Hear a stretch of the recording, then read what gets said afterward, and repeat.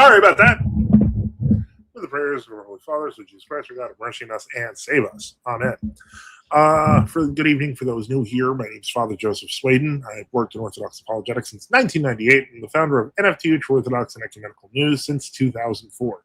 We've been in the apologetic space on Facebook since 2016 and on YouTube since 2018. So if you appreciate what we do here, please like and subscribe. Today we do our live Q&A session where you can get your questions answered live as well as member-requested video reviews. So let's get started. And as always, if you want to jump on stream to ask a question or make a comment, just click the link in the top of the chat. I'll be taking super chats from the YouTube chat. And if you want your question or comment without super chatting, I'll answer it, but you might miss it if I don't put it up. All right. For those of us, for those of our community who basically focus on our YouTube antics, unfortunately, things happen in the world of social media, particularly on the social network known as the X. Give me 1 second. It seems like I am a little fuzzy. Oh, whoa. Hold on.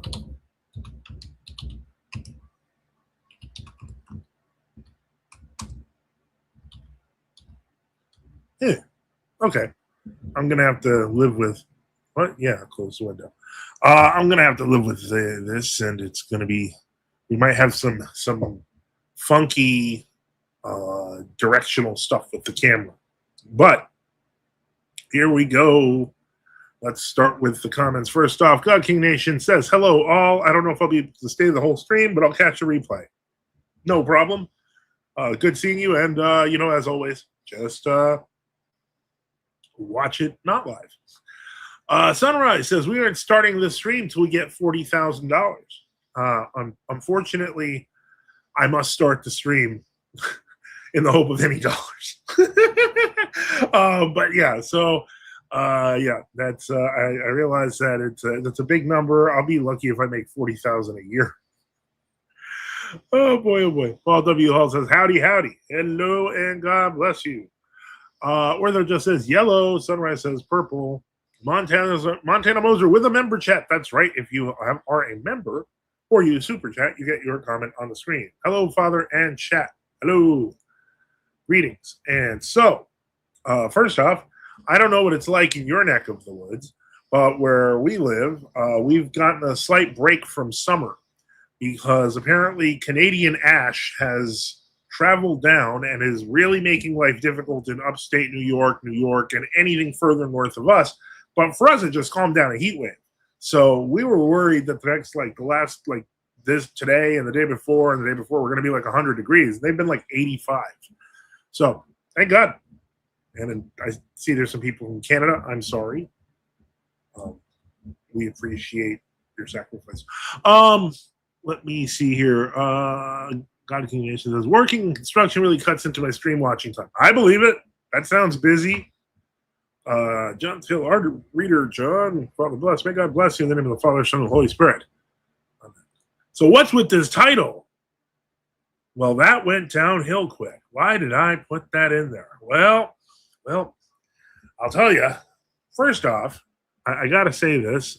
So we're gonna start here because how do I put this? One of our favorite people on the channel. Hold on. One of our favorite commenters on the channel, I shall say, or one of my favorite. Whoa, yeah, okay. I shall try to say this more clearly so I don't sound like a blithering idiot. But one of our channel's favorite targets apparently had a 2-hour movie made about him by the other Paul. For those who don't know, the other Paul is an Anglican streamer. We've been guests on his show. And so apparently Cleve got on his last nerve. For Ben from Cleve to Antiquity, we all know him. We all know he lies. And glory to God. God King of Nations says, you appreciate this, Father, either this Sunday or next. I will attend my first Orthodox liturgy. Glory to God. Wish me well. I mean, You're going. It's going to go well because you're going. So trust me, it'll be good. So yeah, apparently, so I guess to get started, um, approximately 3 hours ago, um, basically, I guess you could say the other Paul basically did a gigantic 2.5 hour takedown called Cleaved by Antiquity. So that was kind of crazy. It was long. It was interesting. I will say that. If you haven't watched it, go to the other Paul's channel and check out Cleaved to Antiquity, the movie. And however, in the spirit of making his day worse, apparently Cleaved to Antiquity decided yesterday he was going to spend a half an hour attacking True Orthodoxy. So you better believe we have that video. And so we're going to get started and deconstruct this now. Whoa, where'd my camera go? What happened? Cancel. Oh, okay. I accidentally pressed the cancel button. All right, let's take a look here. Let's see. God King Orthodox Field says God King King Nation, get in contact with me. I saw the stream he did with Bishop Enoch. I have a few questions for you. Okay, well, let's get started and see what this guy has to say about True Orthodoxy, and we're gonna do a little deconstructing. So on the I'm gonna be doing a stream tomorrow on the True Orthodox situation and things like this. There was a gentleman that reached out to me. Actually, now this is interesting. Mind you, this was yesterday, which means he's doing a live True Orthodox stream today. Now, I might have a little more inside information than most people on this particular predicament, but I'm going to leave that alone for just a tiny bit. Let's see, because he's apparently going to do a show tomorrow on True Orthodoxy. He wouldn't spend any time talking about it now. A number of people from quote unquote True Orthodox synods that are leaving for canonical orthodoxy. One gentleman said that he's going to be bringing like 11 other inquirers with him into the canonical Orthodox Church. So glory to God for that. But I'll be having him on the show tomorrow, and we're going to do a little pre-recorded video. But I do want to pull up some info on that because I think that's actually kind of interesting, some of the stuff that we were discussing. So I want to highlight this real quick. YouTube. Ortho Adjust notes that I haven't seen anything True Orthodox today so far was watching. Well, I mean, he did expend a half an hour on it here on yesterday's stream. So it's possible he figured maybe that'll be good enough. So we'll see. He's probably talking about Seraphim. You are correct, but you're jumping ahead. You're jumping ahead the Orthodox field. You're jumping ahead because it's going to get better. Well, better. So this was a short. Yeah, okay, so we'll speed you up. Hold on. You're too slow. Not to be confused with people who are just simply on the old calendar.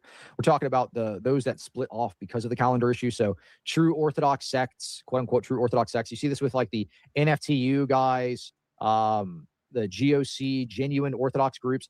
Anyway, what they'll try to do is they'll try to like rage bait inquirers or catechumens with like scandal slop. That's what they do. They'll like repost the LP to Foros thing a zillion times, or okay, let's try it. First off, let's clarify some things here, Clevey. I mean, we could call you Ben. I don't know, Benny, Uncle Ben.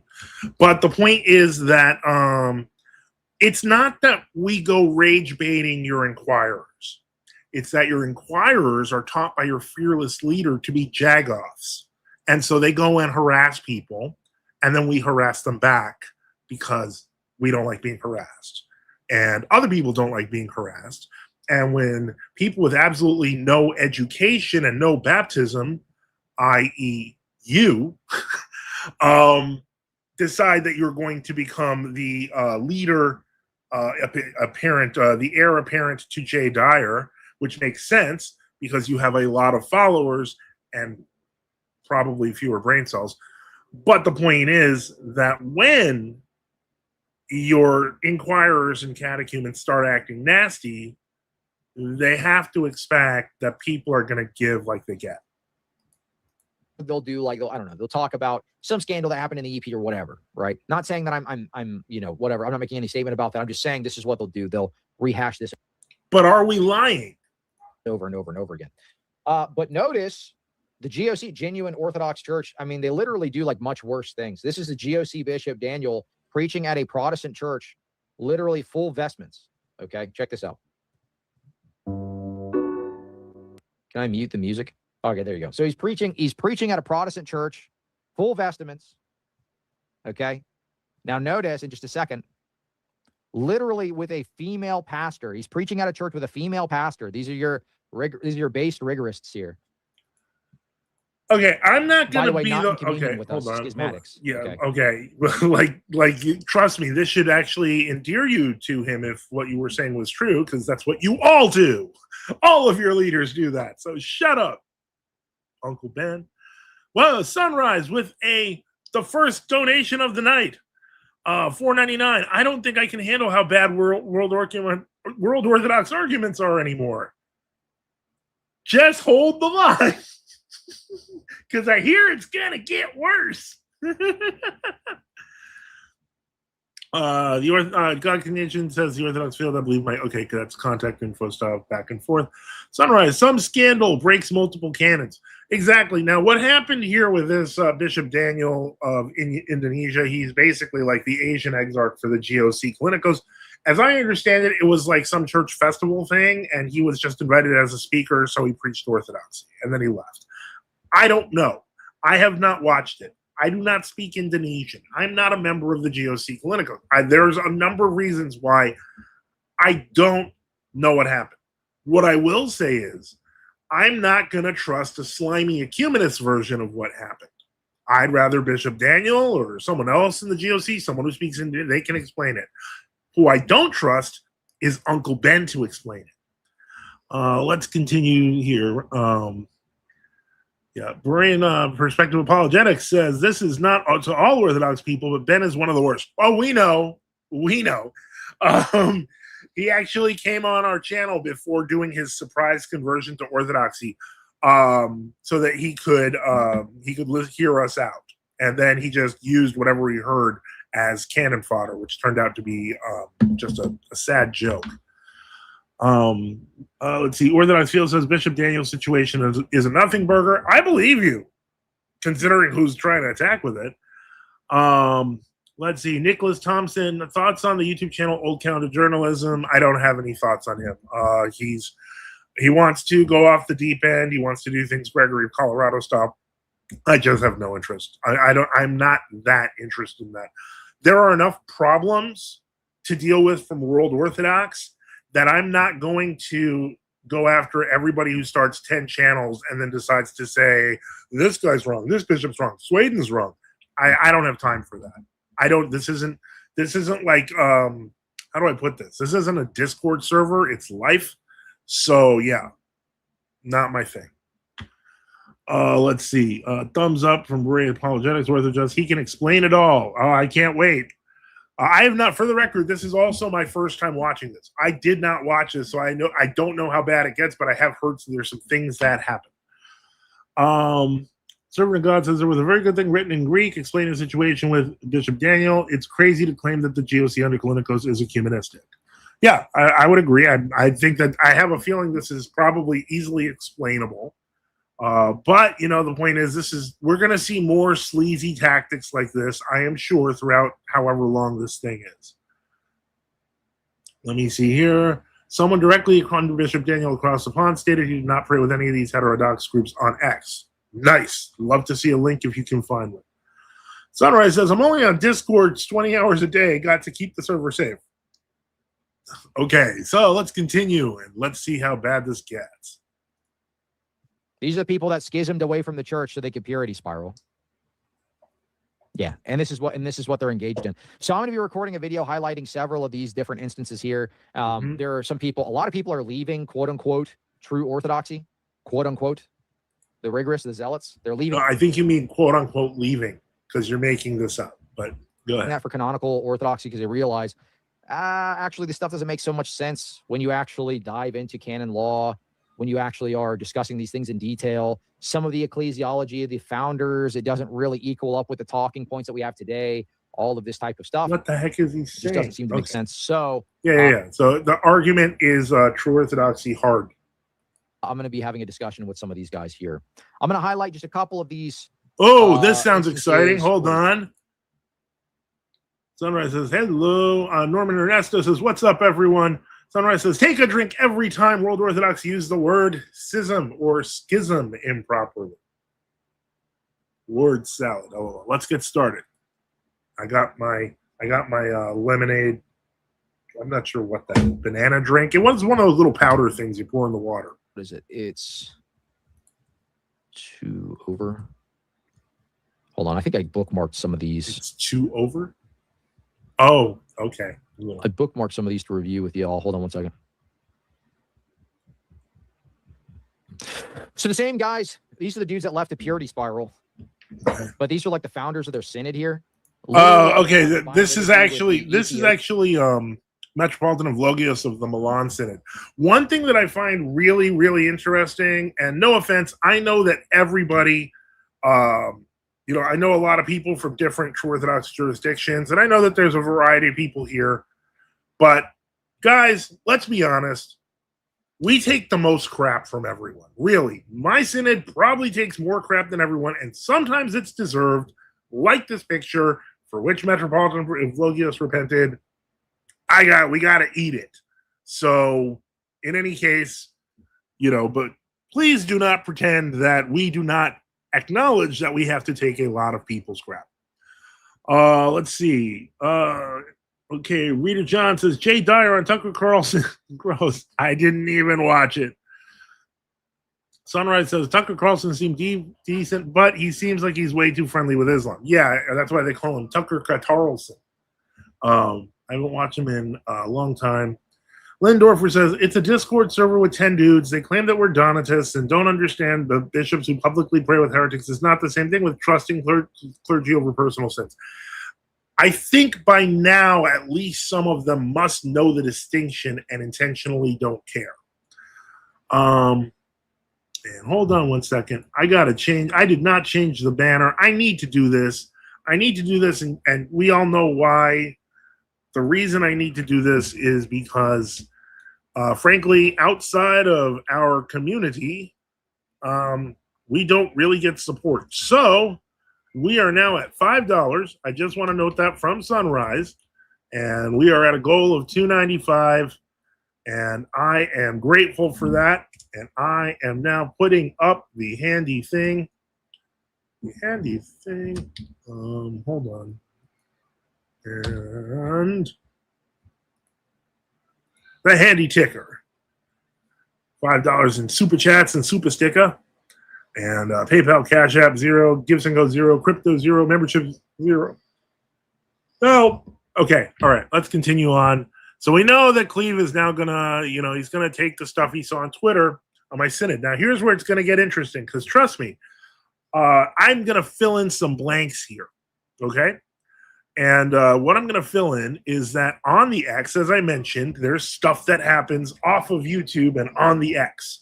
And what has happened is a guy named It's T.O. Over, or It's Toe Over, basically decided he was going to attack myself, decided he was going to attack, I'm trying to think who else he attacked. He attacked Debt to Compromise. He attacked Unseen Warfare. I think he attacked the New Catacombs.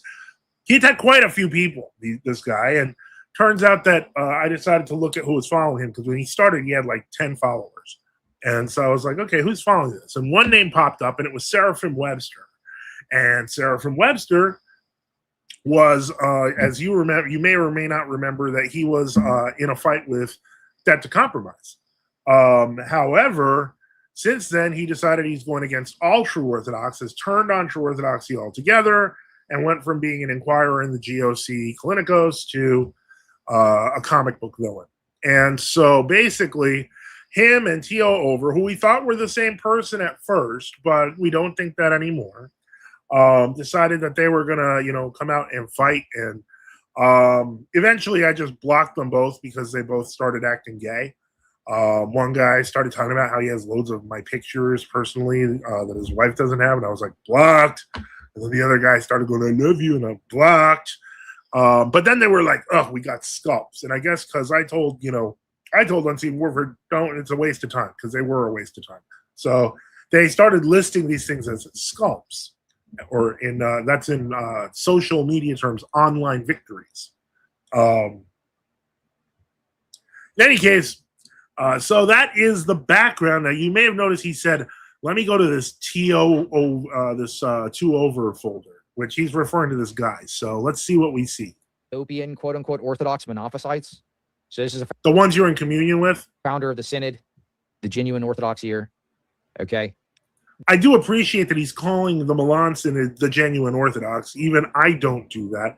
However, in this unique picture, what happened was it was visiting clerics from the Eritrean Ethiopians, and they, they wanted to take a picture with Metropolitan of Logos.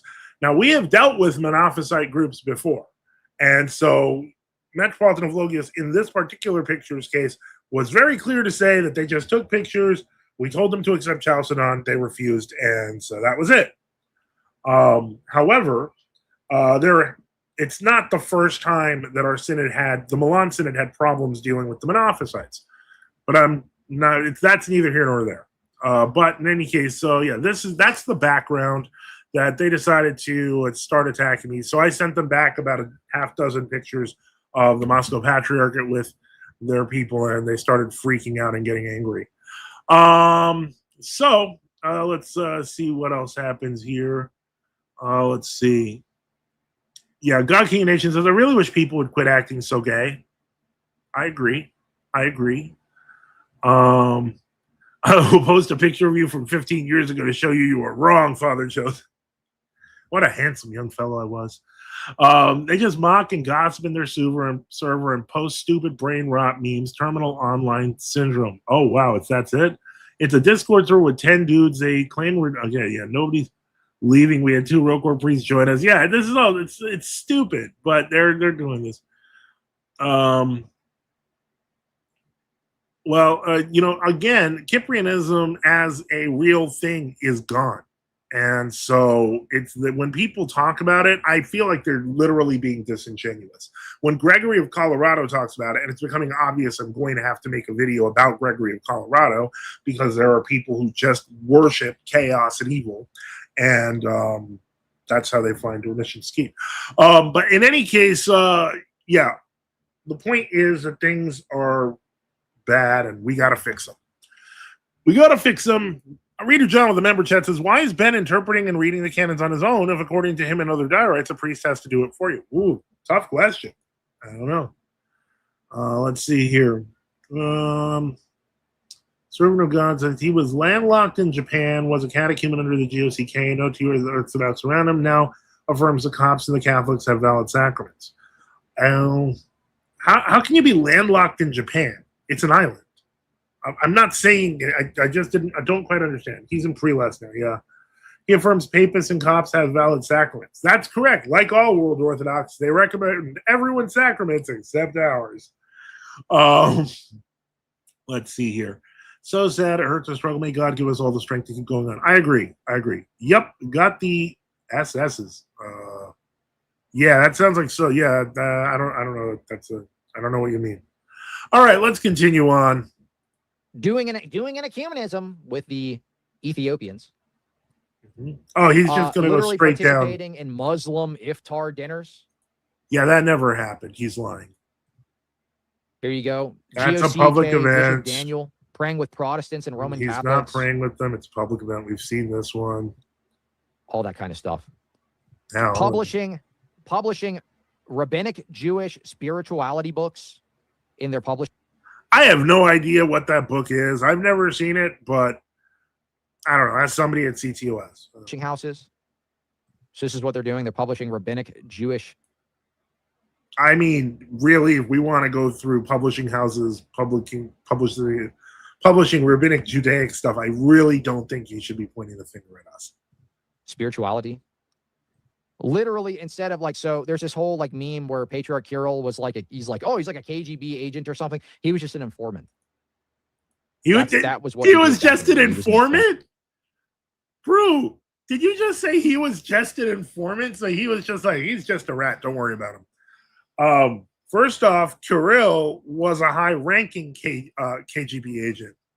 Now they're going to compare him to Metropolitan Raphael, who became Metropolitan Seraphim, who literally was a soldier at one point, had part of his leg damaged, and was taken out of service. And he felt called to be a priest. He's done an interview on it in Russian. It's available on YouTube. I recommend watching it. But because it is Russia, so unfortunately, their position is going to be to support the Russian state because that's where they live. Unfortunately, we can't all be good tools of the Kremlin's propaganda sector, and some of them just want to be loyal, patriotic Russians. And so Cleve this is surgeonism to him because he's stupid. One time. But meanwhile, you have the actual bishops here of these quote unquote true Orthodox groups that were actual KGB agents. And he's here supporting, All right. Let's see here. I see some comments. Screenshots. Oh yeah, that makes sense. I thought Seraphim was a very vocal defender of true Orthodoxy. Not anymore. Not as of this weekend, when It's So Over showed up, and then they were, working together, and then they were acting gay, and I booted them both. Scalps. And so I'm trying to be generous, but Seraphim was an idiot. Reader John, you know better than I do, so I ain't gonna say that. Although I know Ben's an idiot, but I'm not gonna go. So I don't know Seraphim well enough. Yanakari asks, when did this all unfold? Apparently, this brouhaha unfolded this weekend. However, as I understand it, this has been going on for around 7 to 10 days on some servers. So let's see. Sunrise says Freudian slip. LOL.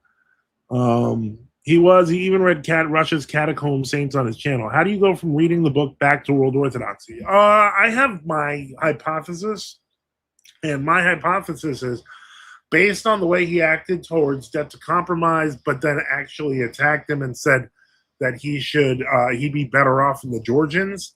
Like, no true Orthodox thinks like that. No true Orthodox thinks you should be better off in an ecumenist jurisdiction or in a jurisdiction in communion with ecumenists. And the second he said that, I was like, there's something seriously off about this guy. But then he came on and apologized. This was like 3 or 4 streams ago. And I thought everything was fine. And then I guess he just turned around. So my guess is somewhere along the lines, this young man, who, as I understand, is serving our country. So, thank you for your service. But I feel like he wanted more attention than he was getting, more respect for his decisions. And I feel like maybe he was, kind of in a few other servers and kind of getting slagged on a bit. And he just, because he was so used to wanting to have lots of friends and stuff, he wasn't used to, when you become true Orthodox, the friends you have are the friends you keep, and the family that trusts you is the family you keep. But yeah, we're, by nature of joining the church, just way better at making enemies almost by accident. And I think maybe that's kind of what got him. Life is a cross, and he didn't like the feeling of people not treating him so good. I don't know. It's very sad. But in any case, sleeper agent, in my theory, Norman Ernesto says, could be. I'm not saying my answer is the definitive answer. This is my guesstimate. Okay. So everyone can have an opinion, but I do not have the official opinion. He took it down after he started questioning himself. What is the royal path that St. Seraphim Rose talks about? Let me see here. Ben is making idiots great again. Yep. Nicholas says, is it okay to attend a World Orthodox Church as long as you don't take the Eucharist there? This is becoming Exhibit A for why you shouldn't do that. Because my feeling is, and I've seen this, people have asked me over the years, and when I was a very young deacon, people said, well, what if I don't have any true Orthodox church? Can I just go to the local World Orthodox Church? Over time, I learned from experience that those are famous last words in true Orthodoxy, because if you don't have the conviction to not walk into like in a Humanist church for regular services, you're spiritually going to be primed to go back, unfortunately. Servant of God, is Craig truly a sympathetic towards True Orthodox? He seems like it sometimes. I don't think so anymore. He might have been before. The last I heard personally from people is that if you know about the schism in Antioch, he refers to us as the Luciferians, the followers of Lucifer of Cagliari. And their schism, actually, most of the people went back to other communions, and that collapsed on itself shortly after Lucifer of Cagliari's death. He did not say that about my synod, from what I understand. He said that about True Orthodox in general, which is dumb when I think about it. But in any case, yeah. So, eating too many crayons, do not compromise. Exactly. St. John Maximovich told someone to repent for simply attending a Coptic service. That's right. Well, then I guess it's only okay to go there if it's to venerate a saint. Yes, and highly recommended to not go during a service. And just wait till there's open time and you want to go venerate a saint. That's basically the main reason that any of us visit World Orthodox churches, is to venerate relics. I gotta say, priest jurisdiction hopping is not a very good look for True Orthodox either. Very disappointing and frankly scandalizing. Not a good month. All I will say on this matter is, because people keep going, Father Joseph, what do you know about this? Here's what I know. What I know is, if you knew what I knew, you would be far more disappointed than you are now. Trust me, priest jumping jurisdictions in True Orthodoxy is pretty common because of the lack of communion, so that is now getting better. But unfortunately, sometimes there are actual reasons why this sort of chaos happens. And in this particular case, there is. And I am not going to go any deeper in it. I'm not going to say anything about ecclesiology versus personal events. It is not my place. It is the place of those involved. And so, again, I am not going to say anything. It is tragic. That's what I'll say. All right, let's get back to the video, guys. Whatever. And here you go again. This is the GOCK Bishop Daniel preaching in a Protestant church. Okay, yeah. In Greece, they literally deny the name Orthodox so they could get tax benefits. So they Wow, that's dirty pool. This is what Uncle Ben does. He presents a false situation. One of the things that is very confusing to the average viewer is the fact that True Orthodoxy is legal, but also not legal in Greece. In 1982, the Mars Hill decision that all True Orthodox Christians were in fact just Orthodox Christians and their clergy could receive benefits, etc., pretty much settled the matter for about 30 years. And what happened was, a little under 30 years. In 2008, they made, because, the ecumenists, new calendarists are always looking to kill us, they made the, in Greece, not here, although that could change. But they made the change, they lobbied for and made a change to the Greek constitution, specifically stating that the Orthodox Church of Greece was that which was recognized and in communion with Constantinople. That was in 2008. So if anyone is thinking here, well, that's just how it was naturally done then. No. Like, they didn't have that legal status until 2008. And so basically they got that legal status and immediately started to try to sue to take every True Orthodox's buildings. And so immediately, when the largest group, obviously the GOC Kalinikos, asked the state, hey, what are we supposed to do? They're going to try to take away our buildings. They said, just register with another name. So they registered everything with like Church of the Genuine Orthodox Christians. It was listed in the Ministry of Religion's non-Orthodox sects, because that's how they had it set up. After 2008, the only ones who could call themselves Orthodox legally in Greece were those under Constantinople, which is why That's part of the reason why they changed their legally registered names. Can that be changed again in Greek law later? Absolutely. Has it been now? No. But in any case, when the GOC clinic changed its official name, unfortunately, due to the fractured nature of different true Orthodox jurisdictions and the whole Highlander mentality that we find so often, other synods decided to say, no, we are not going to change our name to a new heterodox name. And that includes, like, probably most vocally was the Stephanos Synod of the Matthewites. And they said, we're not going to change our name. We are the Church of Greece. And the State Church of Greece said, great, we're taking your building. And they immediately sued to take the building, at which point Archbishop Stephanos in court basically said to the effect that, okay, our origin does come through bishops that carried the line from the original Matthewites, and then eventually there was some work we did with the church abroad to correct our orders. And so basically, once they said that, the court was satisfied, okay, this is a different body, you can't take your buildings. So basically, if you are not in the new calendaris, you have to go through a humiliation ritual of naming the church to survive. So that's what he's talking about, but he's going to present it totally different. Either A, because he's dumb and doesn't know better, or B, because he's lying, or C, both. They reject the term Orthodox and register as a heterodox organization so they can get tax benefits. The Synod of the See what I mean? GOC Archbishop knowingly agreed to be included in and registered in the category heterodox and other religion. These benefits include tax exemptions, easier referrals of property rights, rights of overseeing and ownership of the title GOC, which is used by all the quote-unquote true Orthodox groups of Greece until now. All right, so basically they reject the term Orthodox. They say, look, we're not Orthodox. We'll be heterodox for the tax benefits. Do you see why I find this guy so sleazy and dishonest?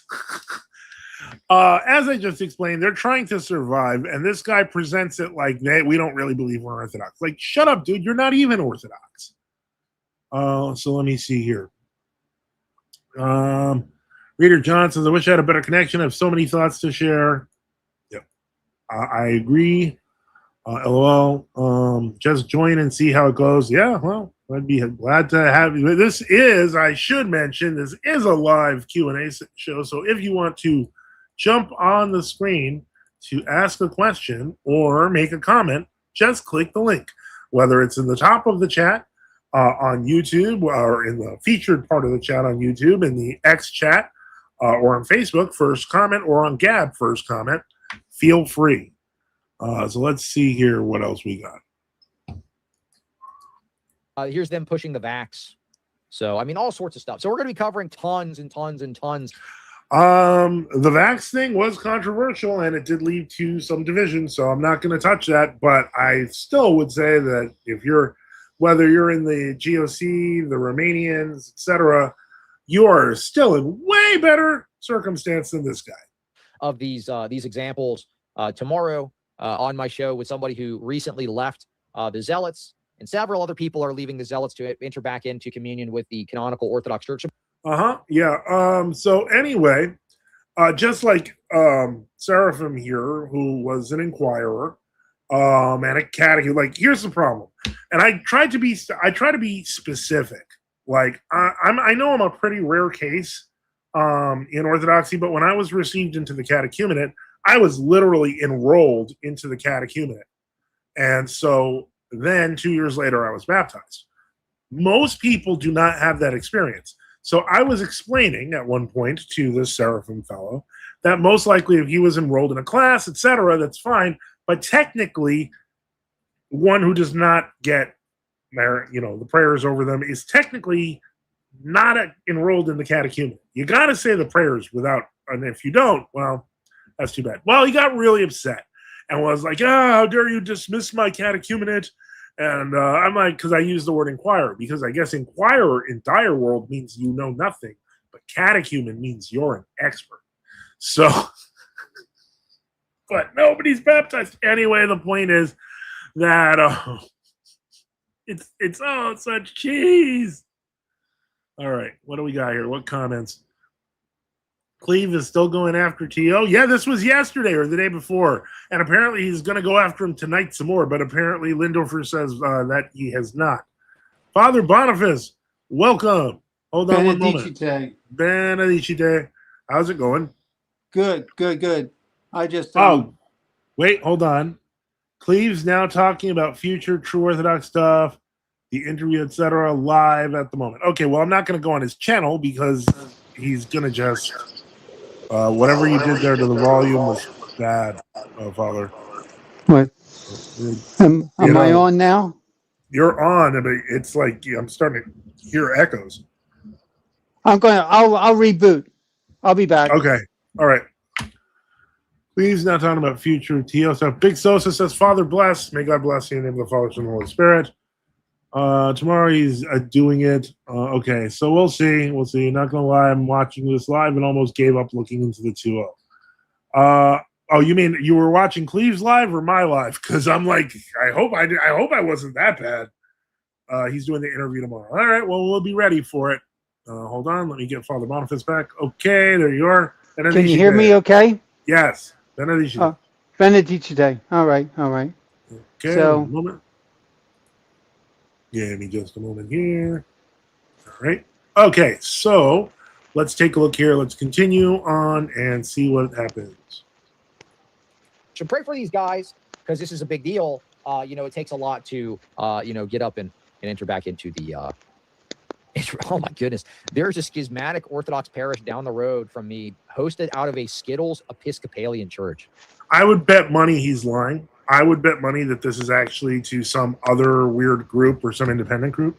Montana Moser with a member chat says, I went to my old OCA parish a few times just for veneration of a St. Herman relic after the liturgy, and the church was open. Even felt like it was pushing it, though, but that's just me. Yeah, that's true. Well done sticking to it, and I'm sure plenty of others had conflicting feelings when first looking into True Orthodoxy. Yeah, no, it's terrifying. But the problem is that, so much of what's being said is just straight up lies. I mean, there you go, dude. It just continues. It just continues. Hey guys, it's T over here. Hey, what's up, dude? Do you want to call in, bro? Do you want to chat about this for a second? I'll give you the link. You don't have to show up on cam. You can just yap.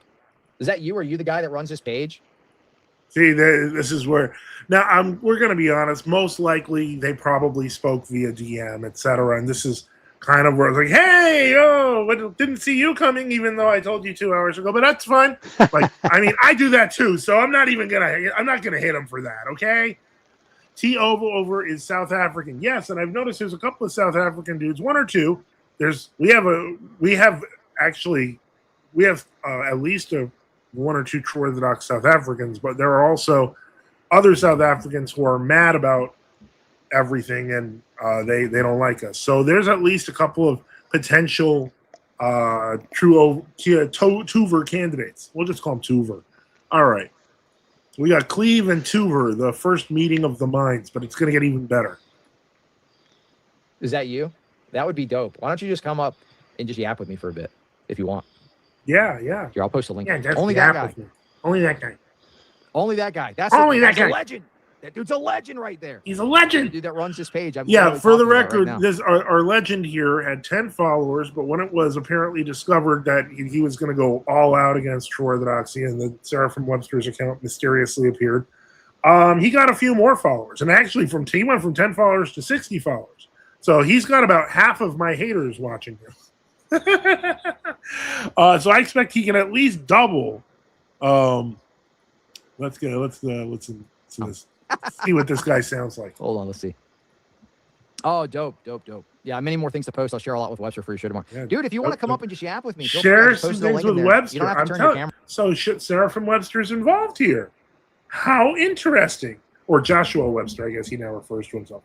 So Joshua Webster is involved. Tuver is involved.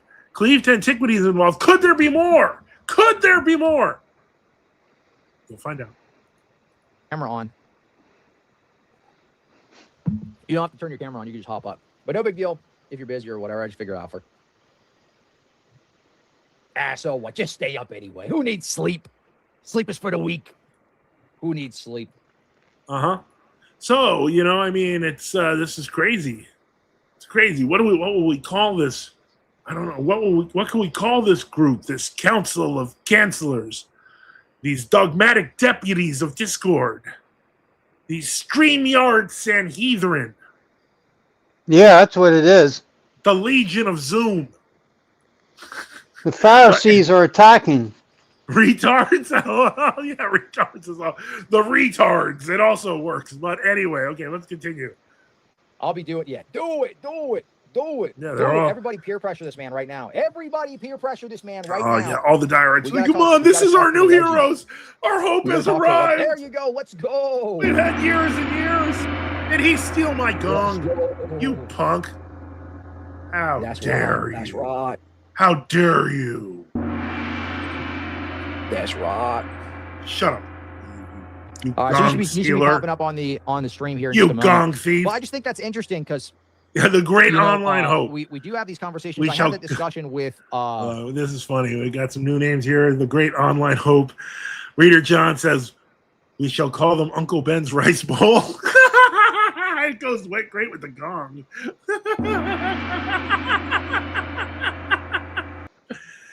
Oh, that's awful. Okay, that's bad. Let's see here. What else we got here?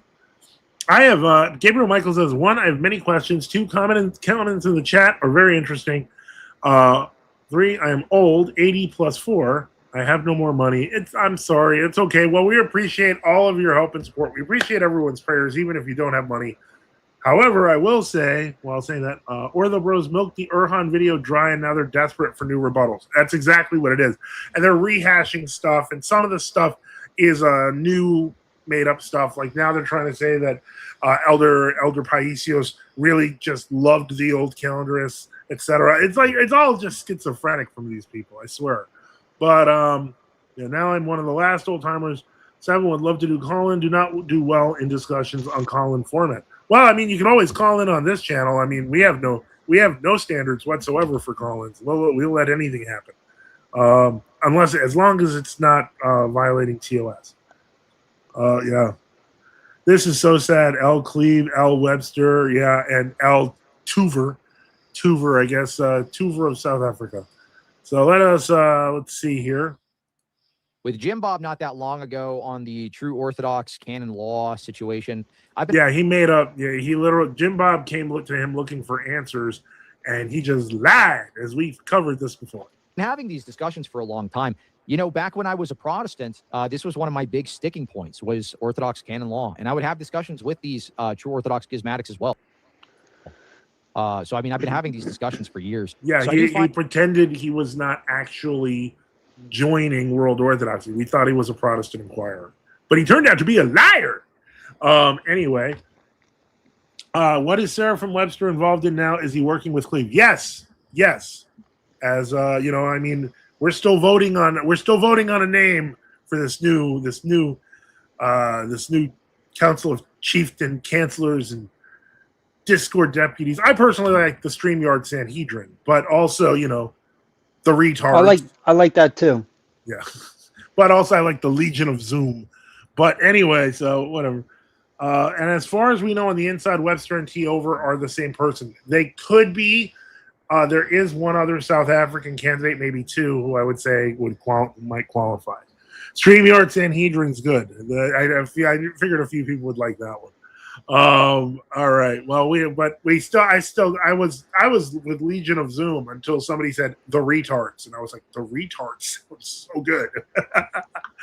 Memento Mori is Webster now World Orthodox. He's now a World Orthodox re-inquirer, giving up on truth over a fleeting moment of fame on YouTube. Yeah, it's pathetic.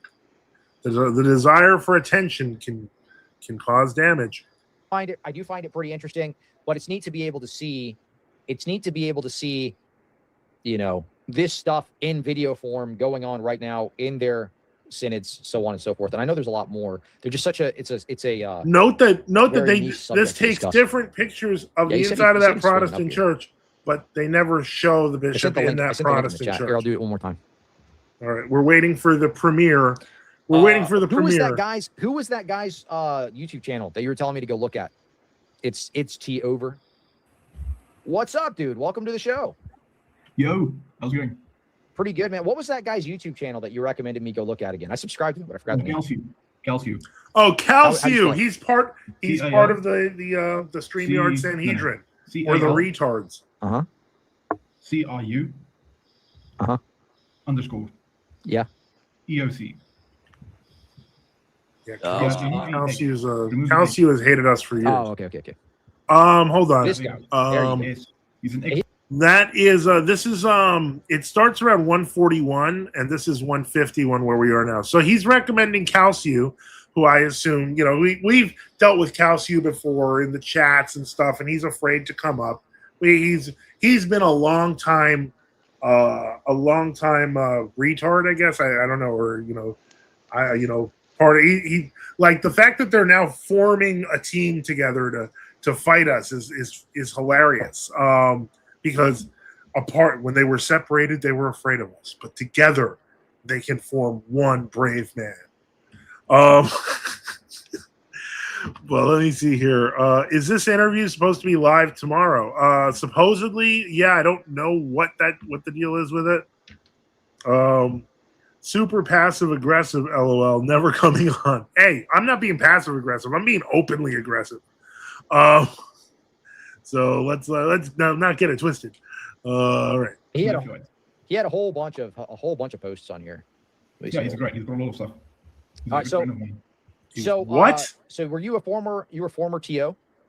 No, I was just scandalized by these people. Translation. He's literally just some World Orthodox guy who hates us. Let me see here. Adrian White says the True Orthodox Church of Russia and its first hierarch, Tikhon of Omsk and all Siberia, has been able to operate successfully in Greece without registering with any ministry. But that is a foreign entity, however. It's a Russian entity. So it can operate freely because it's not claiming to be the Greek Orthodox Church at all. So that's part of the reason why they have some advantage there. Apparent debt to compromise asks which CTA Live is. It's called Yikes, Wes Huff and Jordan Peterson Defend Judeo-Christianity. So it was like a day ago.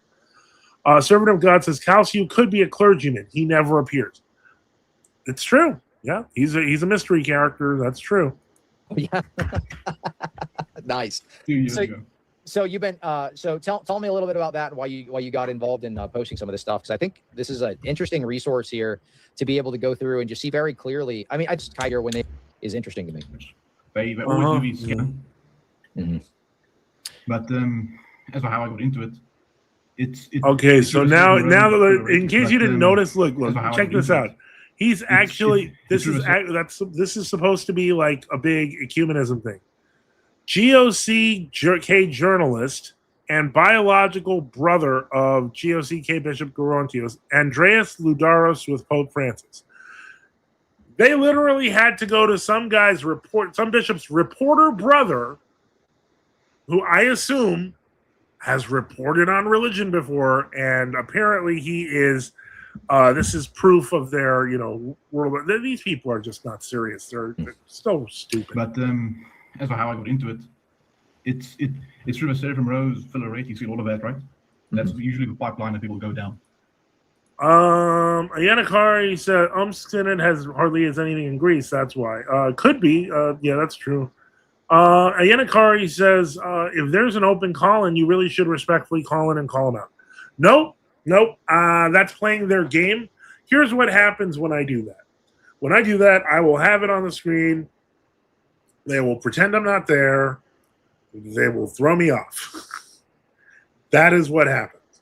I dealt with this with Jay Dyer for years. People going, why don't you just call in? And I would call in stupid, thinking that, of course, I'd get a fair chance.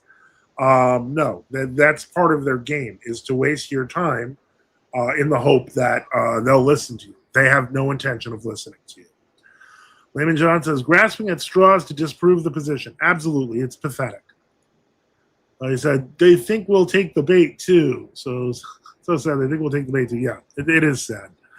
Once again, it is now 9 minutes into the second hour. So if I can pathetically beg you, please help keep the lights on. Support us by subscribing or donating at NFTU.net with various options like PayPal, Cash App, BTC, LTC, or XMR, or on Give, Send, Go. Just look in the description. And actually, you know, now that I think about this, I do want to mention, I want to take a brief moment to mention my XMR bros. I know there's one or two of them, and I don't know exactly who they are. I'd have to maybe study the wallet address or something, and I might be able to figure it out if it's not anonymous. However, I will say that on our last stream on Sunday, I mentioned the XMR wallet had to be reloaded because it operates. XMR's wallet operates a little bit differently than certain other cryptos. It's higher security. And so I waited it out because I was nervous that I lost that. And I found that people had sent about $55. So thank you. Monero Bros, I still check your wallet. And I love using the currency. It's the most secure. So I just wanted to say that, call you guys out, and thank you so much for helping once again, helping keep the lights on. Very important. Currently, we are at a goal of $2.95, and we have made $5. And thank you to Sunrise for that, for the kindness of that goal. I'm gonna have to keep this open to see if anything came up, but I don't think anything did. Hold on. Let's see here. Yeah, you need to be a part of the WCC to be canonical. I'm putting that one up because it's good. So, anyway, whatever you can do, always appreciate it. So let's continue on and see. This is it's so bad. And What got him started? What got all this started? Well, apparently it's T.O. guy came into existence on X a few days ago, and basically just started attacking our people, and so he started attacking Unseen Warfare and GTC, and I guess what we were not prepared for was not only the level of vitriol that was going to be thrown at us, but how long they would try to engage with as much smearing as humanly possible. And I was like, wow, that seemed coordinated. Not that that's anything new. It's, it's kind of new. I guess it's new in the Discord generation. I will say that honestly, in the sense that this is just a new reiteration of other people we've dealt with over decades, except these are younger and they'll have young, they will oppose future generations. Unfortunately, that's the way it's going to be in every generation. God has his servants, and so does the devil. So let's continue on. Yeah, let's see. Acquires. I'm gonna skip that and yeah. Sense you see that with a lot of these zealotdom leaving Okay, that's stuff. Yeah. The Orthodox Church is probably the most conservative. He calls them like graceless heretics, but he's like giving them relics. Doesn't make sense. So that was done as like graceless heretics, but he's like, yeah, that was actually done as a mercy for the local people. And what's really offensive is the number of people that went after him for that. They did guard those relics to make sure they wouldn't be stolen. So, honestly, you guys give relics to the Pope, so maybe shut up. Giving them services, more saint scandals, ecumenism. When you start getting into these various, I mean, I think now some of this stuff is just made up. So keep that in mind. More saints. Abbess of Frasini as ecumenism. Okay, she is not an ecumenist, but that's scandals. This is all stupid. Ecumenism. Let's see here. Romanian Old Calendrist Metropolitan Vlasia with current World Orthodox Metropolitan Onufri. My guess is the church in somewhere in Bukovina where there are many Romanians, and Metropolitan Onufri serves as a bishop in his capacity. Possibly. It could have been a political meeting, and it would have been in Bukovina. You're dealing with that intersection of Romania and Ukraine. So yeah, that is a possibility, but These things are being presented as big, great ecumenism, and it's embarrassing when you consider the people saying it. More ecumenism. Yeah, I mean, I think that is really ultimately the way. Come on, I heard there's a hidden ending to this. Click on presenter and discussing the discussion. Did not Come perform. on. Think with reality. This guy's pretty boring. More attacks on more people. Aha, wait, what's this? Channel real quick. Need to comb my hair. Father Ron, What's going on? Father Ron, Poweroznik. And the Legion of Zoom gets even bigger. And now Father Ron Poweroznik is pretty interesting in the sense that I do remember him a couple of months ago, I think it was. Yeah, Dog Collar Ron. Yeah, I don't know what Balti Basil says. There's some truth to the Romanian True Orthodox connection with Onufri. I'm not Romanian True Orthodox, so I'm not going to presume to talk about it or agree with it. That's all I'm going to say. Father Ron is interesting because he has, in fact, in the past, claimed that he could answer True Orthodoxy. So I'm curious to see what he says here. What's his powerful stuff. I did ask him on X, this was like a month ago. I said, all right, well, I'll debate you. And he never wrote back. So we'll see. But he did talk to Kelly Powers, who was in the chat earlier. And that was different. That guy. Here he is. You're forcing me to comb my hair. I was just about to pull up this guy's channel real quick. There's this other schismatic group here, GOC America, and they don't like the GOCK. He knows exactly what he's doing. Either. There's so many schisms amongst the true Orthodox. Once you schism one time, it just spirals into like infinity schisms, a purity spiral. Once you use schism as a verb one time, you sound dumber. It's insane. Watch this. I'll play this and then we'll talk a bit. No, I'm not watching. I'm not letting this guy be the advertisement for True Orthodoxy, which is what this guy wants to do. Well, congrats on hitting the super chat goal. God willing, I hit it without resorting to lying. But anyway, let's see. Let's see if we can find out what Father Ron's arguments are. I'm trying to place this. I'm going to go back to, I think, the mid-2000s. We had... Do me a favor. My wife is telling me they delivered ice cream outside the house. Let me grab this real quick. You yap to the... Sure. Okay. Wow. Hello, everybody. I got my own show now. That's amazing. So what? In Edmonton, again, it's difficult to place this, but I think in the mid-2000s, we had a parish that actually began as OCA and went to the Greek Archdiocese for reasons which I won't get into right now. But from that, they somehow found their way out of the Greek Archdiocese because a priest of the Ukrainian Catholic Eparchy, who was at that time what was at one time the chancellor of the Eparchy. I'm just telling everybody a story about a parish here in Edmonton who was in the OCA, became Greek Archdiocese because a friend of mine was the priest there.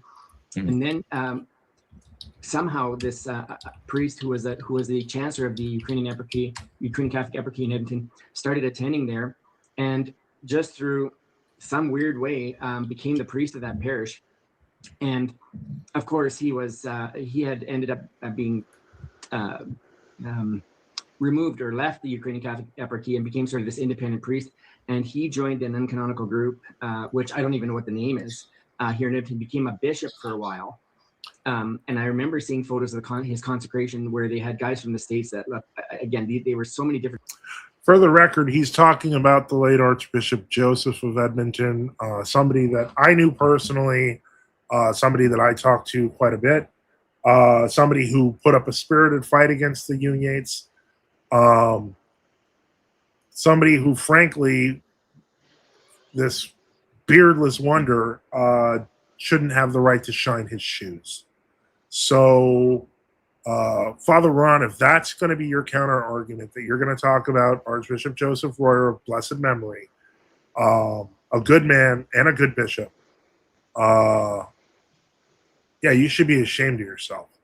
And frankly, yeah, that's your grand argument, that you met priests that went independent and then eventually tried to find true orthodoxy and did. That's pathetic. different groups that were involved in this. Even one of them was dressed up in Western vestments, for example. And that lasted for a very short time. I think I'm pretty sure that wasn't ours because our bishops, when we go into Eastern churches, wear Eastern vestments. and this guy ended up dying. But he also Yeah, he died of cancer, you jerk. He ended up dying. Yeah, that happens to people. It happens to all of us. It will happen to me. It will happen to you. And you will be answerable to God when that happens. So maybe watch your mouth. joined up with a priest, a former Ukrainian Orthodox priest here in Canada, who was, I'm trying to be very charitable here, Ben. I don't want to get myself into trouble or anybody else, who left or was, I think, was excised from the Ukrainian Orthodox Church of Canada. And he was running this parish for a while. And I think he is. He's talking about Andre Brennan, the previous rector of the parish, who was part of some independent group and unfortunately was a moral zero. However, he had nothing to do with the life of Father and then Archbishop Joseph. But we've had our share of these groups that, and that's not the only one. We have another parish here in Edmonton. Am I being too long? I'm being too long-winded? Yeah, what are you going to do? Talk about the Rocourt parish over there now? No, I said right. Continue. Yeah, no, it's just that I mean, I don't think I have to say much more. We've had our share of these groups that have sort of flip-flopped from jurisdiction to jurisdiction. We have a parish here in Edmonton who used to be Metropolitan Vitaly Ustanov's parish. Did I call it? That was his parish that he built here in Edmonton. Metropolitan Vitaly Ustanov used to be the Metropolitan of Rocourt in the see if I got this right. I'm going to say the 70s, 60s and 70s. He was the one who presided at the canonization of St. John Maximovich way back in the mid 2000s.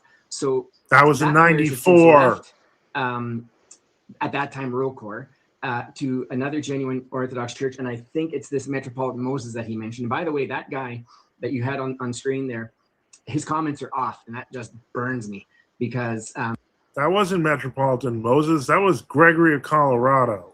So typical. He's just a broadcasting tower. This guy, his comments are off. He's just a He just called him Metropolitan Moses. Now there is a Metropolitan Moses in Canada, but it sure ain't him. I'm amazed by this. Broadcasting tower. So my message would be to him would be turn your comments on and take some scrutiny.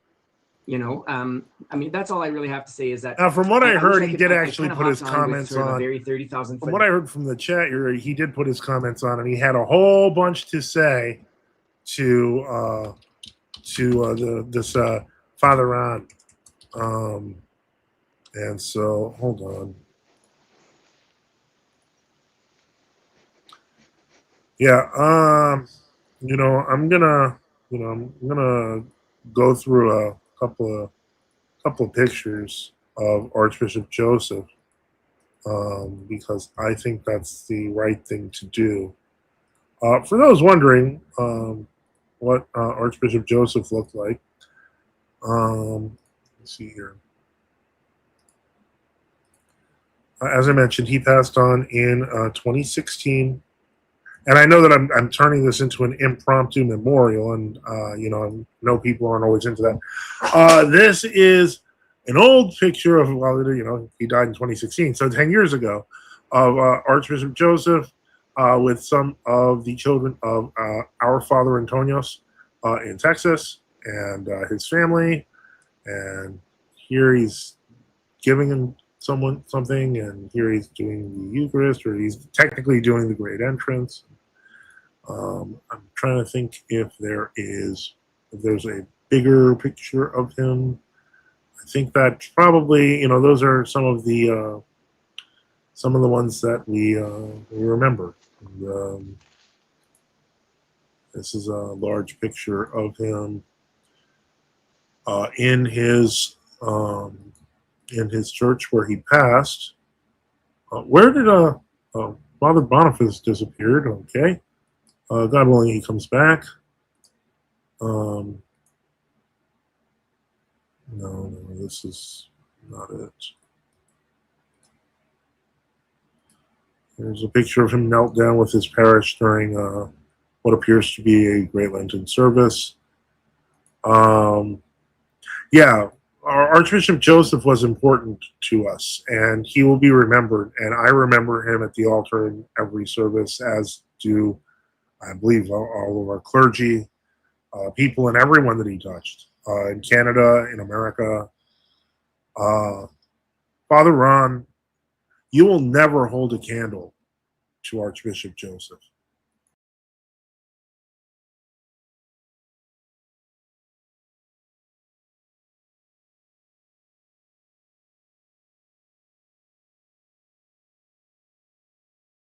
Oh, so okay. I hope Father Boniface comes back. It looks like I lost a bunch of people. I'm so sorry. Only the loyal have remained. Let's see here. Oh boy, we got. Let's take a look here. Yeah, GOC actually destroyed these. America destroyed these idiots on X. Well, I'm glad he found something useful to do. This is his new arch. Cleaves, bookmarks, prove that. Yeah, this is his whole thing. He's got to get more super chats. Sunrise one was that yesterday. Just check his replies, calling out their nonsense. Thank you. Welcome back, Father Boniface. Okay. Let me see here. Condemn GOC capable of Cyprianism with the unrepentant Cyprian to the resistance. Separately, Surgeonism for registering. They can set up an EU company and Greek substance. Big Sosa says, what exactly is Cyprianism? I hate keeping it alive. I don't believe it's a real thing, and I feel like it's a fiction to continue division and a lot of attempts at domineering. Let's see here.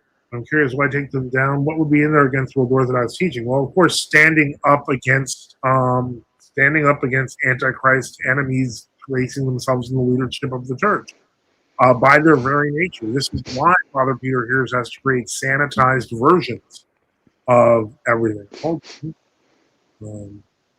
I got to check something here.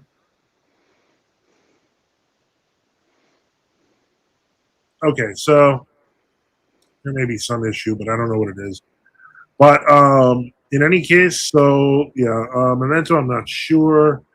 Reader John says that guy sounds like he has a boyfriend. I mean, kind of does. But how dare he go after Archbishop Joseph, bless him everyone. Glory to God for a new priest in Alberta. Glory to God. Yep. St. Joseph actually built that church. That is correct.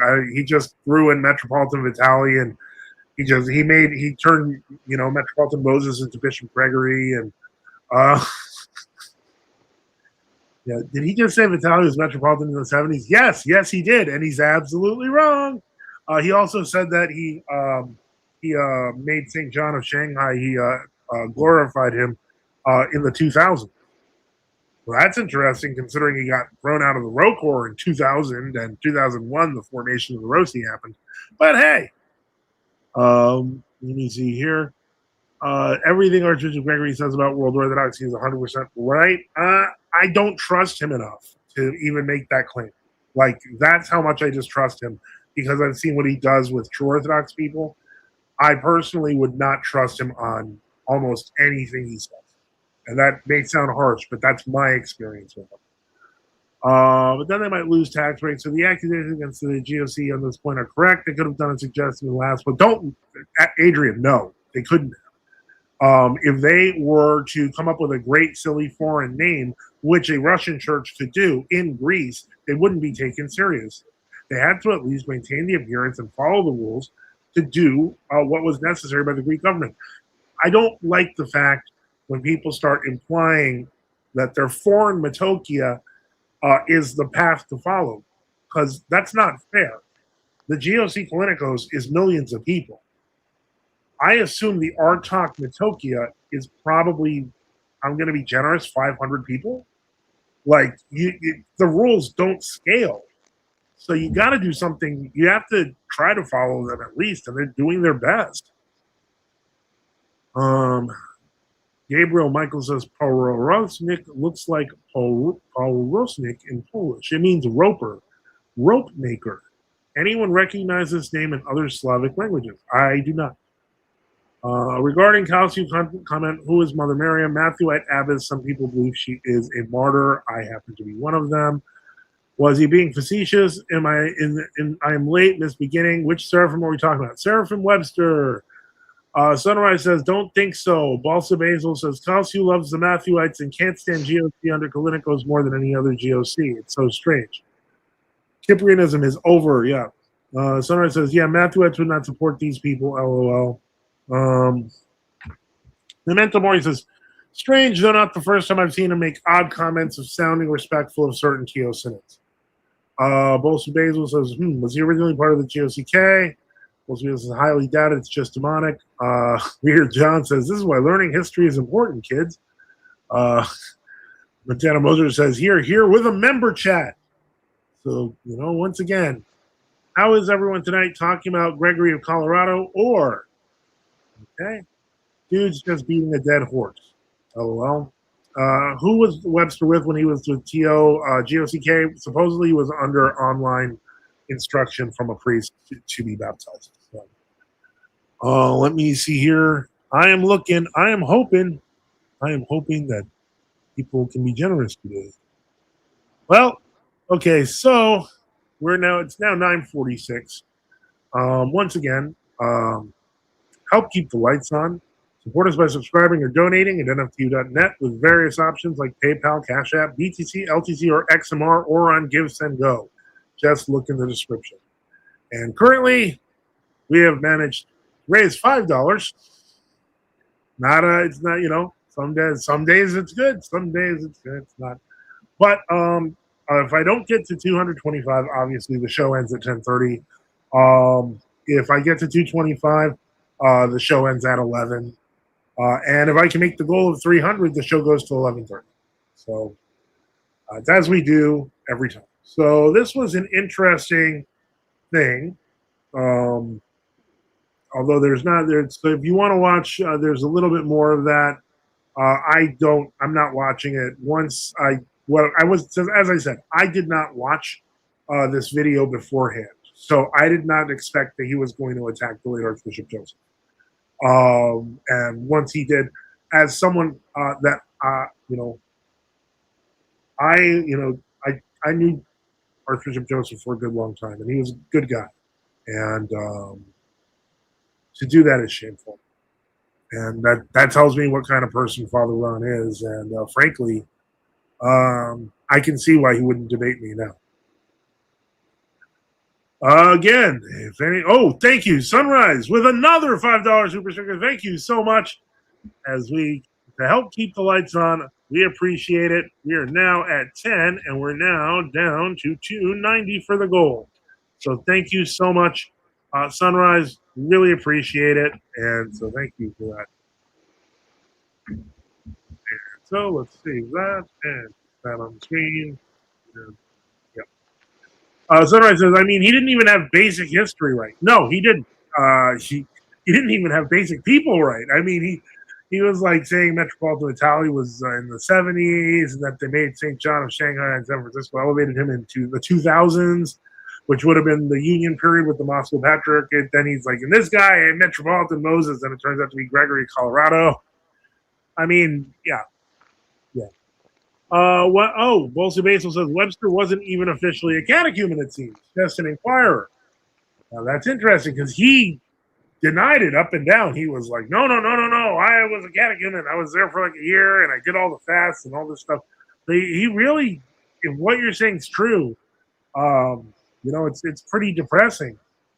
Let me see here. What do you think about Old Counter's journalist on YouTube? I think personally, as I mentioned to the person above, I don't think about him. He started the channel in the hope of becoming YouTube famous and basically went to the most extreme true Orthodox groups he could find, basically figuring that would get him the most hits. I don't take him seriously as a person. He is under a bishop and has never been received in true Orthodoxy. So as far as I am concerned, he is just another peddler of nonsense. Ramagata says, but did Cleve even become North Orthodox yet? Funny you should ask that. And no.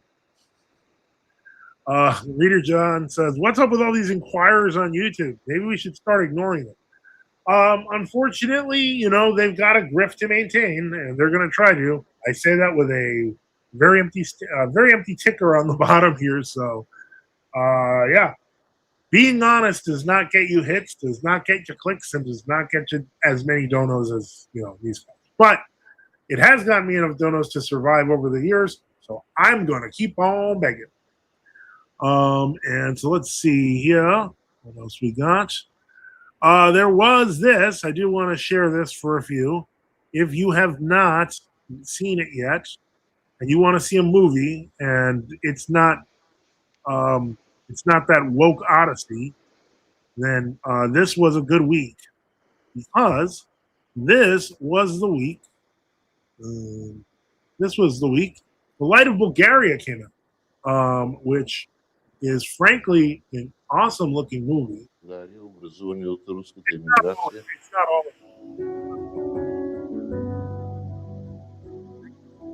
It goes through the True Orthodox Church of Bulgaria. I will share a link here for this movie. It was really good. I'm gonna actually mute it so that the visuals can be there. Well, I'll leave this part.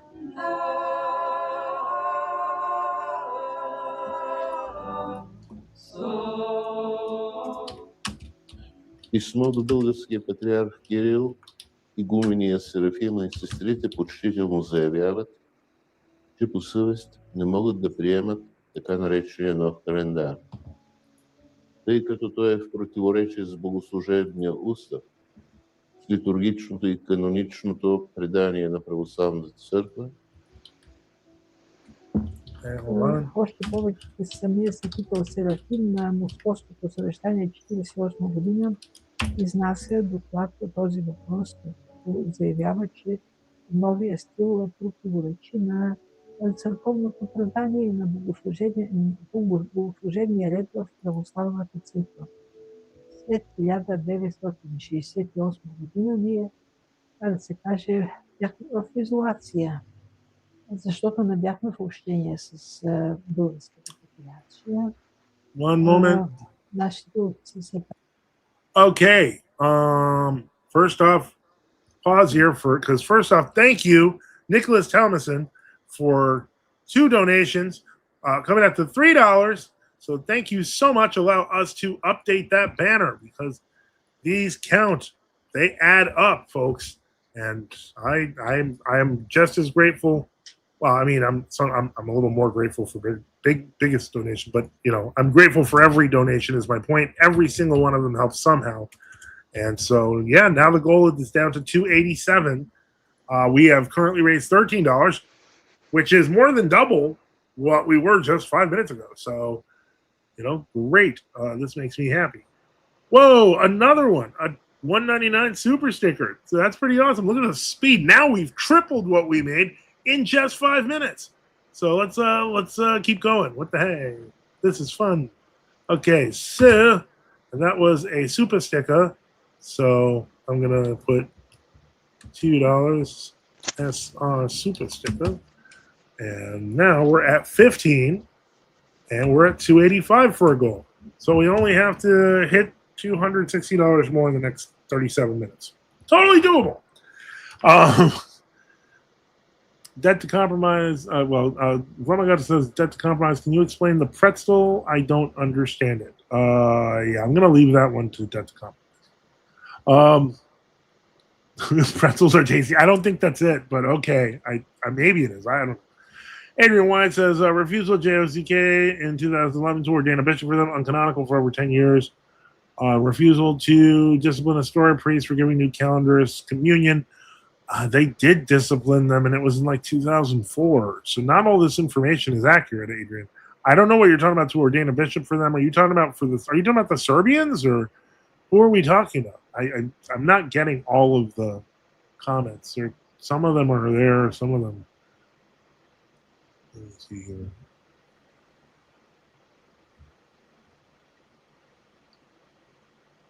Yeah, I'm missing your context here, Adrian. I apologize. Adrian can call him, but he doesn't have to. I mean, it's up to him. We like having him. It's just, he's always there. $1 counts. Yes, it does. Yes, it does. And right now, there's over 100 people listening. If everyone just gave $1, that would be great, though. But let me see here. Again, this is a really beautifully made documentary. I have put a link to the Light of Bulgaria, and I highly recommend it. I don't want to watch the whole thing because I could. I mean, I've already watched it. But it was really good. Highly recommend everyone watch it if you haven't already. It's been a pretty good year for good Orthodox movies, and also a pretty big year for movies that look absolutely terrible. I'm not talking about the Odyssey, but maybe I am. It does look pretty awful. You can pay $10 for a pretzel at the pool. That is one expensive pretzel. And that pool must be in like California or something. Let's see here. Where are we at? All right, I'll just read this again because I can. Help keep the lights on. Support us by subscribing or donating at NFTU.net with various options like PayPal, Cash App, BTC, LTD, or XMR, or on Give, Send, Go. Just look in the description. Meanwhile, I will put up our current number is 15. That feels pretty good to say. 15, and our current goal is now 285. So hopefully something comes up. I am going to check this mailbox in the hope that maybe something showed up there. And I will be very peaceful as I do that.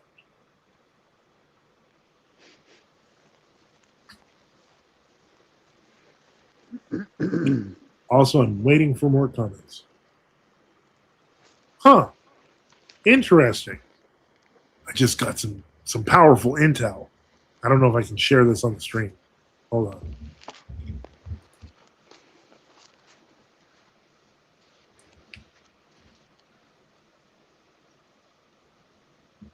Okay, I can't.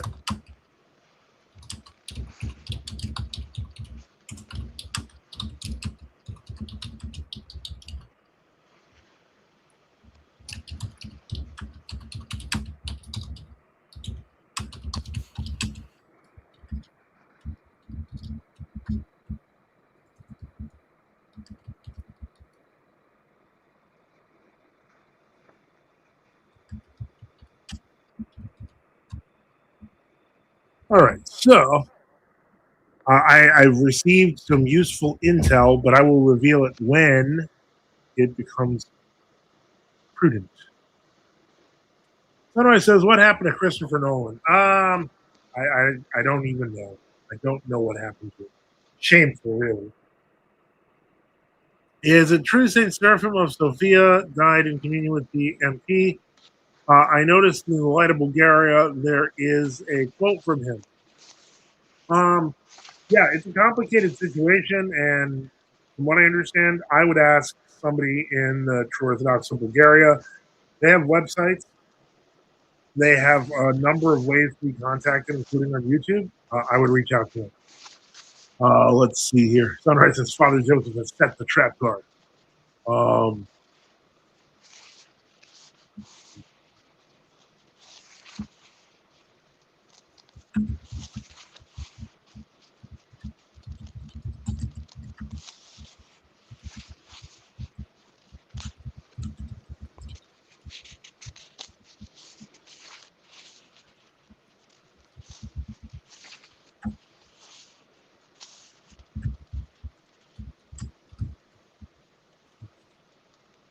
There were outstanding issues well after 2004, which were raised by a parishioner in Guildford, England, previously in New York. I'm going to follow up with a Guildford Parish Secretary with the POC case. I assume you mean Vladimir Moss. Montana Moser says, question for Father Boniface. Is there an ideal age when someone wants to become a monastic when they should? What comes to my mind is when they have been working years in their life, 20 to 30 years. Sorry, spelled Father Boniface. Can you hear me? Yeah, did you hear the question? I can repeat it. Yeah, I heard. Is there a ultimate age to become a monastic? Yeah, so what's the best age would you say? Oh, that's a good question. I think any age. Depends on your calling in life. Um, of course, when you're younger, it's a process of, attaining some maturity. But if a person's called to it any time, but of course, when you're older, um, it can be more in line with your lifestyle. If you happen to end up being single and like myself, and I just moved right in. It was just fit like a glove. Um, so depends on circumstances, but I'd say any age. Just get in touch with your priest. It's a pretty. People tend to romanticize monasticism, whereas we try to be as, I guess you could say, realistic about it as possible. There are beautiful things about being monastic, etc. But it's as in the rule of Saint Benedict, it's ora et labora.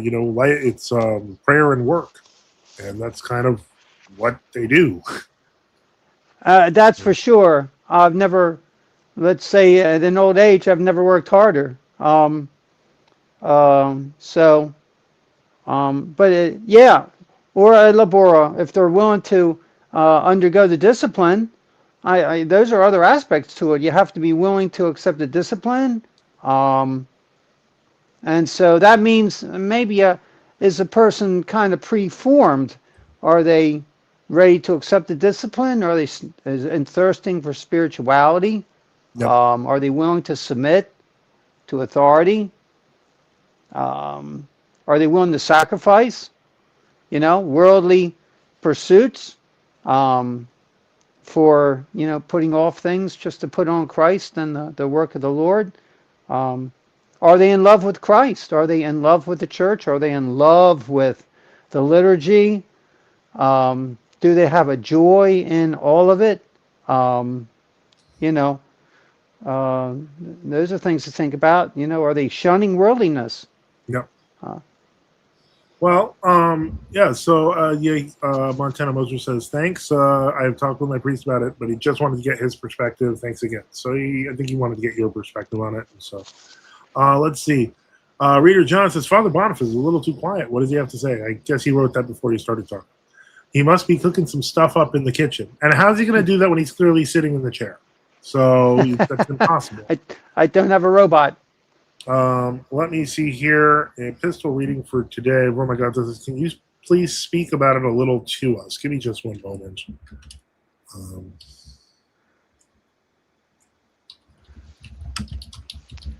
What's the epistle reading for today?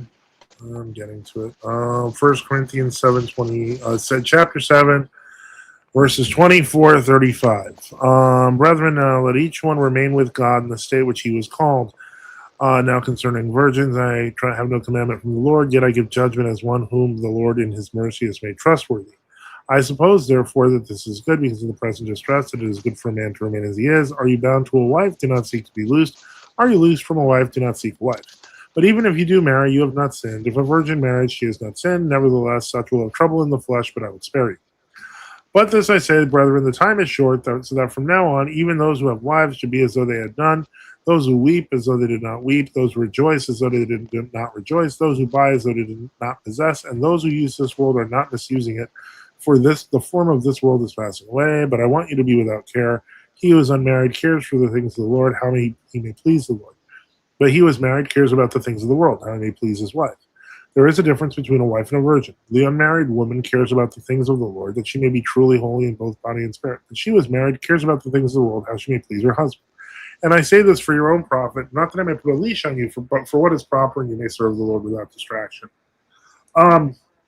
Frankly, this is a kind of a fundamental text talking about things like the monastic state versus the married state. And one thing that St. Paul is trying to establish here is that living in a celibate and monastic state is actually, in some ways, an easier yoke than the married life.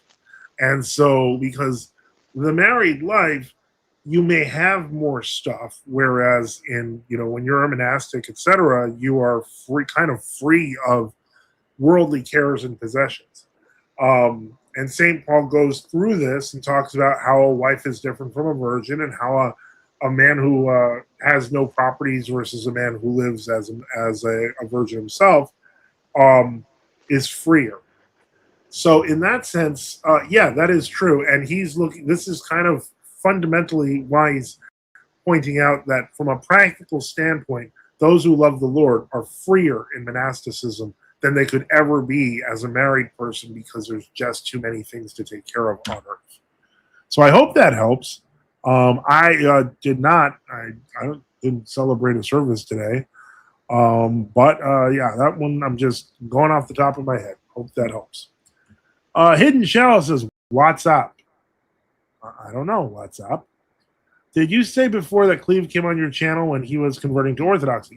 He actually came on the channel right before he announced he was converting to Orthodoxy. He actually came on about 4 times, 3 or 4 times. Spoke to myself, Reader John, and Father Boniface, like an inquirer, and we basically explained the case for true Orthodoxy. And then all of a sudden, he was like, we thought he was just a regular Protestant. We had no idea he was secretly converting to World Orthodoxy. And that this would be used to present some sort of pretend expose where he lies about us nonstop. So, yeah, pretty embarrassing. I offered to come up and visit him because he was only an hour and a quarter away from me at the time, and he never responded. And then he says, and then there's this, I had been in touch with him, but no, I didn't feel like it. So, so I did extend an invitation, and it was not received. Okay, somebody asked Father Boniface, what is that hat? That is my new Scufia. Yeah, it's that's those are crosses in the hexagons, if you're wondering. Yeah. Yeah. So, did you get that from Greece or? That is a Georgia. Oh wow! Okay, cool. Yeah, actually, you can get it on Etsy. But nice. I'd seen this one a long time ago, but I just finally dove in and got the thing, and so I love it. So here it is. Cool. Well, it's a very cool hat. Thank you. And Harry said, "Yeah, that's a cool hat, Father. God bless." Gabriel Michael says, I inquired at several well-known monasteries in New York State and West Virginia. They required that they do not accept postulants that are older than 60 years. Well, that's stupid. Yeah, I mean, we accept postulants. I'm pretty sure. I think that's crazy. Yeah, I don't know any monastery that does that, whether it's our monastery in New Jersey or in, even the GOC one in Cobleskill or the Mountain View or in Texas under Archbishop. Like I can't see anyone rejecting an older monastic. Like, why would you do that? That doesn't make sense. I don't see myself. I mean, I could take on another monk. I would say serve the Lord. And if you died in 1 year, if you died in 10 or 20, if you're 60 years old, you could live to 90 or 100, to tell you the truth. Those are productive years. And a lot of time, if a man is retired and if he's getting his Social Security or retirement pay, he's free to pursue the monastic life. So that's great. I don't understand why they would reject somebody like that, but that's their business. But I'll take somebody, and we're looking for people. We're looking for people. Come, send me an email. Let me see here. Adrian Wyatt says, I went to Serbia on Bright Week Friday 2011 at the request of the Serbs to discuss how to get around state restrictions there using my experience of serving on several voluntary body executives. I'm going to be honest, Adrian, I've kind of lost you so far. You've got a lot of paragraphs, but I'm starting to lose track of where you are here. Harry Zane says, what do you think of the Matthewites? Do you share communion with them? No, they're of the strictest of the true Orthodox. However, I do recognize them. Unofficially, a lot of people do, and they're they have their own numbers. If somebody was like a Matthewite came and asked for communion, I would just say, did you get confession from your priest? I personally don't have a problem with that. But I know that a lot of people do, and there's jurisdictional discord, and then I'd probably get in trouble, and my bishop would get called, and then I'd get suspended, and then I'd have to do more shows, and everything would be depressing. Are there Montes Irene asks, are there any true Orthodox convents? The big one is Lesna. That's a Russian convent in France. If you notice, there was a monastery in Bulgaria, a women's monastery. I know there's other women's monasteries in Greece. Our own people have women's monasteries in Greece. In America, I know that there's a few. I know, like, for example, Mother Agapia has a convent, but I don't know who else. I'm not as familiar with the monastic scene as I should be here. Servant of God says, is Cleave to Antiquity baptized? No.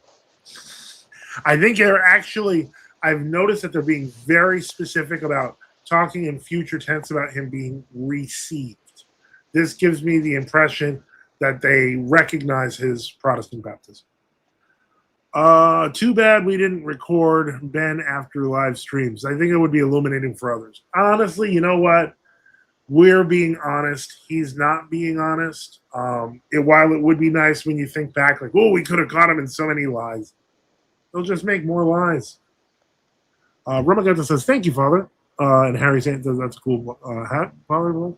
Ortho just says, Machikarin, yes. Patristic Orthodoxy YouTube says, where can I get a hat like that? From Father Chad, a Scoofy. Okay, they want to know where you got. Father Chad wants to know where you got your Scoofy. Put go on Etsy, Okay. ETSY, and then put in Scoofia, and Okay. and you'll see you'll probably see the same one among others. Okay, cool. And and get in touch with us so that you can wear it as a monastic or. Yeah, Servant of God says Kobelsko has lots of old guys. Yeah, very true. Not that that's a bad thing. That's normal. That's how monasteries are. But apparently they won't allow older men to be aspirants in certain groups that are not true Orthodox, we should add. Gabriel Michael says, I am 83 years old and in excellent health. Thanks to Orthodoxy. Can still do heavy lifting, etc. Doctor says I'm in better shape than half of men around here who are half my age. Well, if you sound like you want to work for the Lord, well, I guess you got to start knocking on doors. Come on down to Florida. There are nuns at Mountain View, says Patristic Orthodoxy, and nuns in Etna and Alberta. Okay, so there's quite a few. There's quite a few like pockets of monasticism all over the country, I guess. Father, is it okay? Is it orthodox to look at RC art as dull and too realistic? Well, I think we don't. How do I put this? The iconography is drawn to a specific canon. It's painted according to a specific canon. It's written, as they say, among iconographers. Well, to my knowledge, a lot of iconographers shun that term. But the whole point is that it exists with a specific rule towards the heavenly. That said, RC art, some of it is actually quite beautiful. I'm not going to even lie about it. Nobody can look up at the top of the Sistine Chapel and not say, okay, that is a work of art. It may not be a work you appreciate, and especially if they take off the loincloths. But the whole point is that much of Western artwork, as much as it may not be spiritually conducive, but it's still beautiful. And so I don't necessarily automatically say it's dull and because it's not necessarily dull. Some of it's really nice looking. Is it orthodox? No. Is it worthy of worship? No. It's just art. Let's see here. So where is the Mountain View? Mountain View is in New York. Montana Moser says, a regular Caleb, LOL. Seriously, though, good for you. Patristic Orthodoxy says RC art is often too sensual. I agree. I agree with that completely, too. Yeah. Adrian Wyatt says, number 8, it is quite straightforward to transfer assets to a Greek subsidiary. Okay, I'm not reading that. It's too complicated and too much legalese. This question is for Father Joseph. I want to clarify something for a friend. Would you say that all cases of aliens are simply just demons, as St. Seraphim Rose put it? I don't discount the possibility that there may be some other form of a human or some other animal somewhere in the universe that somehow is off the planet. That said, every case we know of about extraterrestrial life right now, absolutely demons. Like, I will not discount all possibilities, but I will definitely discount the possibilities in front of us now, because those are pretty obviously demons. They're so obviously demons that experts in demons start describing what these extraterrestrial beings are like, and they almost always act exactly like demons. So that's my comment there. Gabriel Michael says, Slava will thank God. I'm in the process of knocking on more doors and praying. Knocking and shall be open. Absolutely. Harry said, I bought the book. Thank you for recommendation. Glory to God. I'm so glad to hear that. And let me see. Okay. One thing that interests me is. I'm Go gonna ahead. get to Let me. I really should. Yeah. Okay. So first off, okay. It looks like we're staying till 11:30. So I'll just put that in there. Yeah. Currently, we have thank you to CN for a CM for a donation in PayPal of $25. So that helped deeply. And thank you to JK for a donation of $650. Wow. Wow is right. That's Pra- amazing. And Praise the Lord. Thank you. Thank you so much. I hope it's really hope it. Yeah. Thank you. I'm in awe, and thank you. I really appreciate it. I just read the message, JK, and wow, I'm actually touched, and I don't know what to say. Okay. Praise the Lord. It's an answer to my prayers for you. That's for sure. Glory to God. Hold on. And then there's one more thing I have to check here. Okay. Oh, yeah. And then okay, it looks like there was also PG with a Give, Send, Go for $20. So thank you so much, PG. Wow. And so that puts us at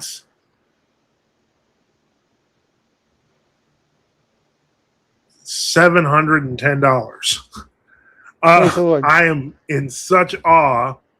We have broken the goal by $410. Well, let me say on your behalf, Father, that your goal was even small for tonight because you have a whopper of a car bill, and if anyone wants to still continue to help out, it's much needed because his bill is, a whopper. Yeah, thank you so much. And yes, we do really need it. And so I am so grateful right now. I don't have words. Wow. But I will be, we will, of course, we have to celebrate with the sound. So let's, the winning sound. Winning.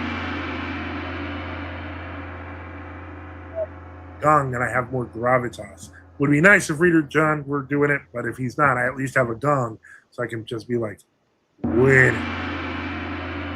That's right.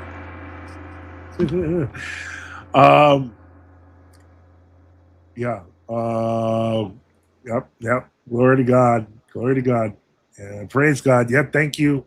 And I want to thank everyone. Obviously those who donate, but especially, really, without this community is awesome. Like, we may not be the biggest community, but you guys are so good to all of us, to me especially, and I really appreciate it. And all I can say is thank you.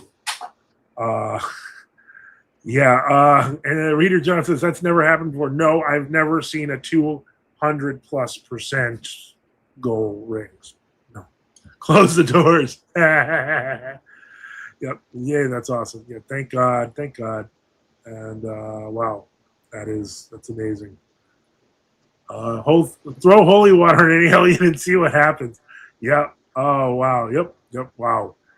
All right. So now you got me for a whole hour and a half. So you get to ask all the goofy questions, or I could just sit here and celebrate. No, just thank you. Let me put it to you this way. Yeah, I think if I remember correctly, Mountain Joshua is a pen name. So yeah, but then again, what? Hold on. Thank you. Okay, RJ with another donation of $20. I appreciate it. That's glory to God. That's really great. Hold on. Let me add that, and thank you so much. So hold on. Gotta add that in.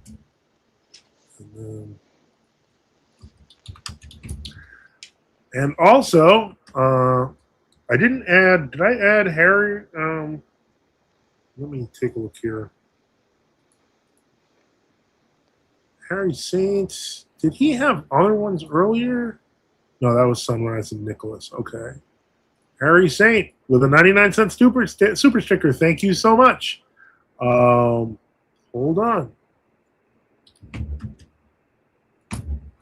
So that puts us at 731.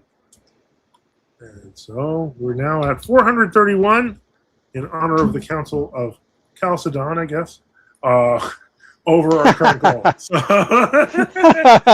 that'll teach you, you Monophysites. Anyway. See, Providence is working on your behalf. Oh, boy. Reader John enters the studio. Welcome, Reader John. God bless. May God bless you in the name of the Father, Son, and the Holy Spirit. All right. The connection is so bad, I'm just going to do one thing for you. Oh, you want to do the winning? All right. Yeah, I got you. Here we go. Winning. The gong is just all right. Okay, well, thank you, Reader John. Hopefully, you. How long are you going to be traveling? A few more weeks. A few weeks. Okay. Well, hey, God bless you. Enjoy it. And we'll see you when we'll see you when you're home. I have a request. You know, when you put on some of these critics, the World Orthodox critics, could you have a theme song and say whining? Whining. Hold on. Whining. Gotta try it with the gong. You need a baby cry. Oh no, I got it. I got it better.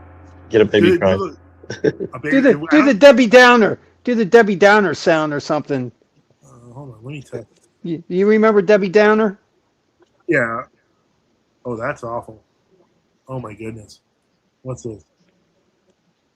Can you hear that?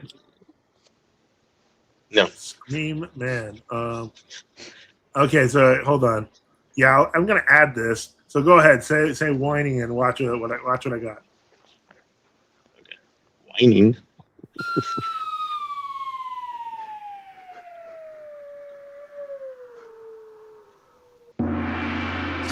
I just added that at the end. Okay, this is why we helped him. We need a better soundboard, guys. Yeah, our soundboard's very primitive.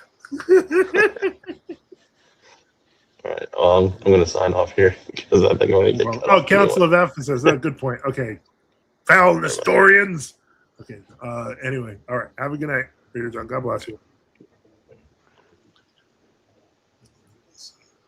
Nicholas Thompson's at 6'7", Reader John. Okay, that's enough out of you. Let me remove Reader John. Oh, yeah. And so, let's see here. Whining. Yeah, Reader John gets the thumbs up. And All right. Yeah, you were right. Council of Ephesus. That was my mistake. It's not 451. But if you want to make it 451, we're only $20 away to make it so we can go Oops. after those darn monophysites. $20 will not actually mean anything, but well, it'll mean something to me, and that will be appreciated. But thank you so much for helping reach the goal, helping keep the lights on this week. Father Boniface is correct. I have a $2,000 car bill. $150 was sent on Sunday for the car, but there were like emergency bills, and one of them was actually like automatic payment, and so it disappeared from my account before I could move it to the car. So this helps a lot.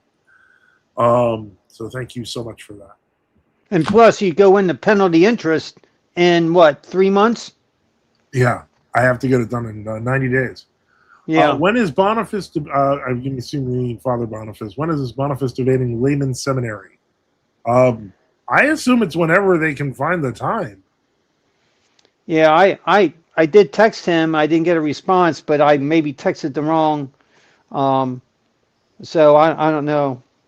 Yeah, I mean, I can write him if you want. Just let him know you wrote Yeah, him. you can. Yeah, you can. I'm working on my material, and also working on my chapel. I did some demolition work today, taking out some stuff, and I'm gonna have to do some major fixing. But that's the way it is. But I'm working on the chapel. It needs a lot of work, so amidst of preparing for these other things, Lord willing. So anyway, when you get a second, I wanted to share a couple thoughts too. Oh, sure. I'm just going through the comments and then I'll go right ahead. What's up with this Adrian guy? Well, he's in the comments. He's been a long time watcher. I like him. I just don't understand what this list is being produced. A final advantage of this tax reduction is that Ireland has the lowest corporate tax rates in the EU, which is why Microsoft, etc., Apple set up there. That's all. Not happy to come on and show me how. All you have to do if you want to join in the chat or come on to speak is click in the link of the top of your preferred chat. It looks like you're watching from YouTube, so just look for the pinned message in the chat. Click that, and if you have camera and mic access, you should be able to get right in. Where's what Joe says? Beating a dead horse. Olaf says, "Hello, Joe. Hello." Adrian is speaking code. No, he's speaking history. Harrison has have you guys ever met Father Pavlos from Astoria? He had a TV show for Greek Orthodox TV. Those are actually from the 1980s. He's actually Metropolitan Pavlos. He is retired as he had a stroke about 15 years ago. So yeah. But yeah, that you're seeing him when he was young. I don't know if you ever saw him. One of probably the most famous things that he was known for as Father Pavlos is going on and arguing on Oprah. So if you get a chance to look up Metropolitan Pavlos on Oprah, very entertaining. So it was about discussing different angles and viewpoints on the Last Temptation of Christ. Which was a movie based on a book by Nikos Kazantzakis. Excuse me. Respectfully, it's Father Boniface. Thank you. I agree. Harry Sen says, cool, man. Maximus says, yeah, he's at the Cathedral of St. Marcello, which is my church. Beautiful church in New York. In short, Adrian wants GOC in Ireland, but it's already there, the GOC. Is that the code talk? I think so. I know that there's other aspects of this. Harry saying that I was just planning on going there today. Beautiful church. Highly recommend. He lives next door to the church with our priest, Father Epiphanius. Oh, okay. The World Orthodox guy had him as his PhD for years. And he finally took him out this year. Yeah, I watched that opera show. That's when I wanted to watch it. Oh, okay. I watched that Oprah show. Okay, yeah, he's really interesting on that. I think Adrian is quoting the legislation from Greece about the status of the GOC. Yeah, that's the impression I get. Beckley Keeson says, Father, are there any true Orthodox elders who speak of future events, not like the modern Athonite faith? I don't know too many true Orthodox elders, but I do know the few saints that we had, occasionally they made references to the future, but they're really oblique. A good example is Saint Lucario of Romania, for example, who in his life it noted that in a dream he was told that 1982 would be the year of Antichrist. Now, what that means is unclear, because does that mean Antichrist systems? Does that mean? I'm not exactly sure when the UPC system came into existence. I will say, however, it does literally have 666 embedded in every barcode. So what that meant is still unclear, and we'd have to do a good study of 1982 along with analysis to maybe get grasp the meaning. But that's a trickier one. But they're not as common. The elders acting like soothsayers is not a typical thing. Let me see here. Harry Zan says, let's take back Orthodoxy. World Orthodox will be Orthodox again. Well, maybe after you get rid of all the Unions and the Humanists and stuff. That's the compromise. Says, did we win? Oh, we did. Well, I think. Well, we did. We won definitely on the goals, hitting over 431 over the goal. Thank you so much. And we have to we've got to be great.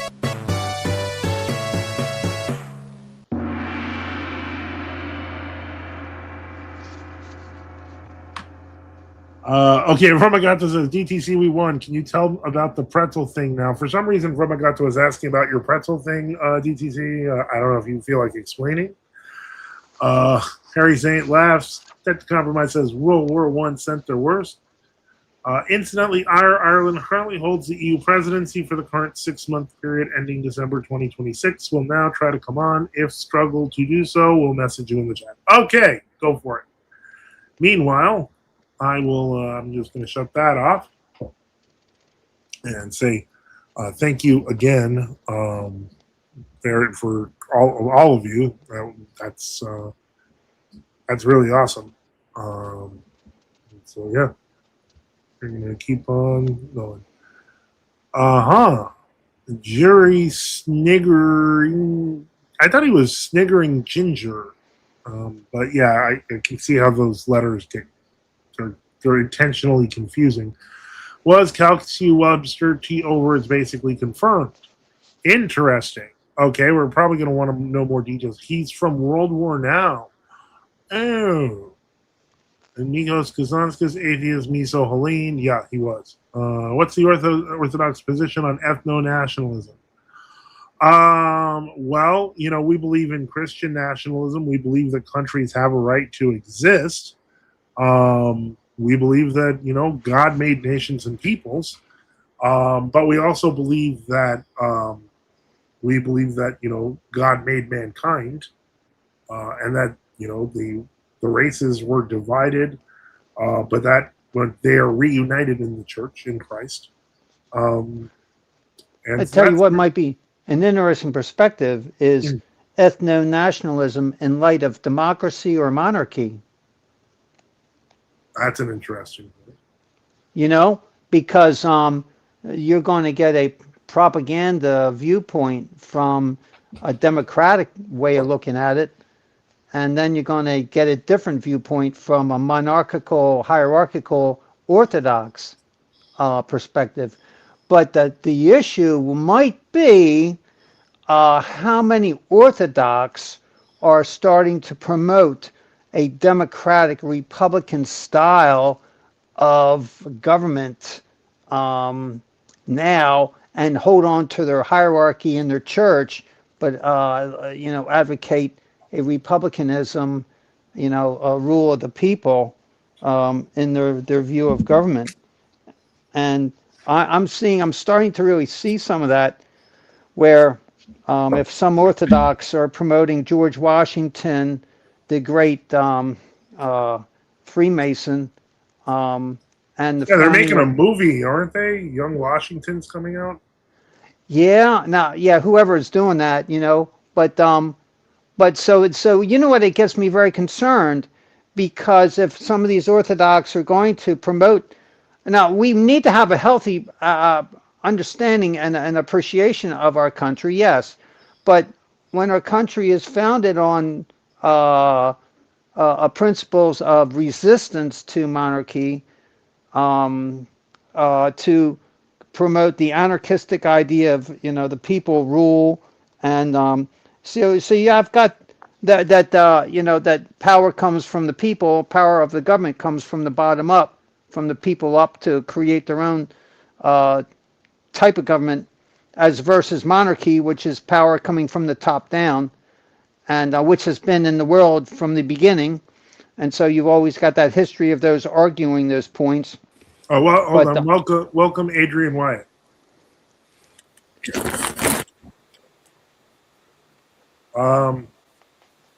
So what's your question, Adrian, or what did you want to talk about?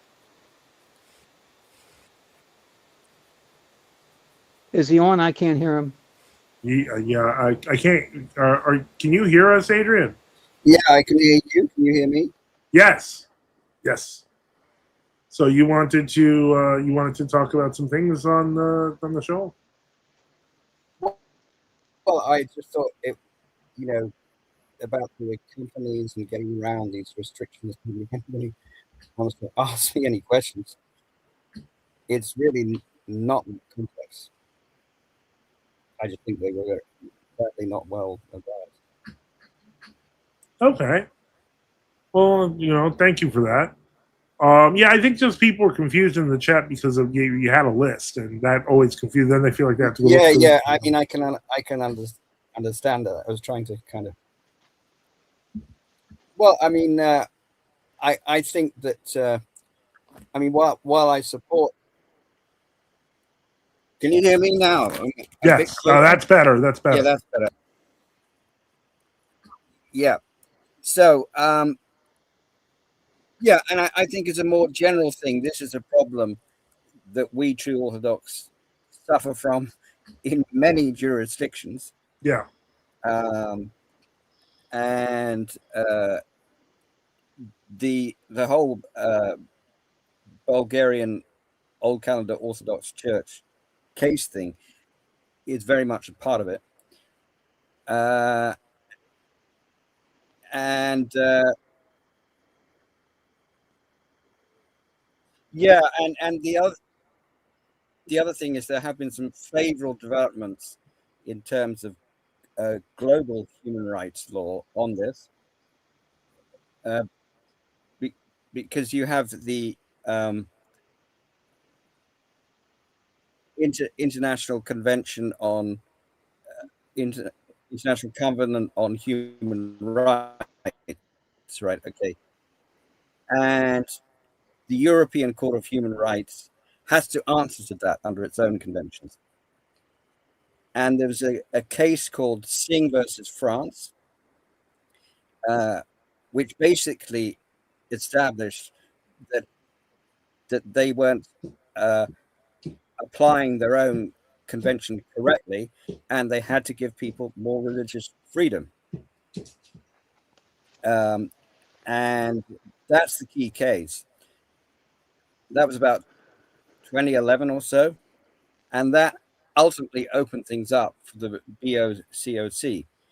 Prior to that, they were just ignoring their own convention, because Europe is very secular minded, but the world as a whole is not.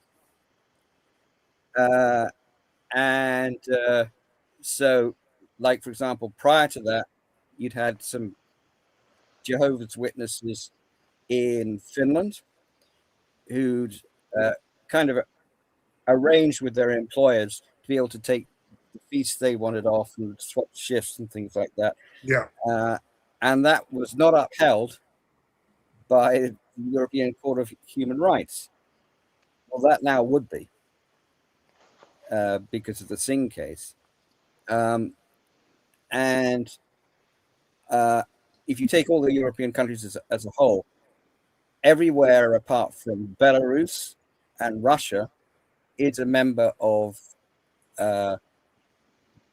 the Council of Europe, which requires them to abide by the European Court of Human Rights. And then all but 3 countries in that council, with 3 exceptions being Monaco, Switzerland, and the United Kingdom, are also part of the International Covenant, and people can appeal to it. And under global human rights law, you have the UN sitting at the top.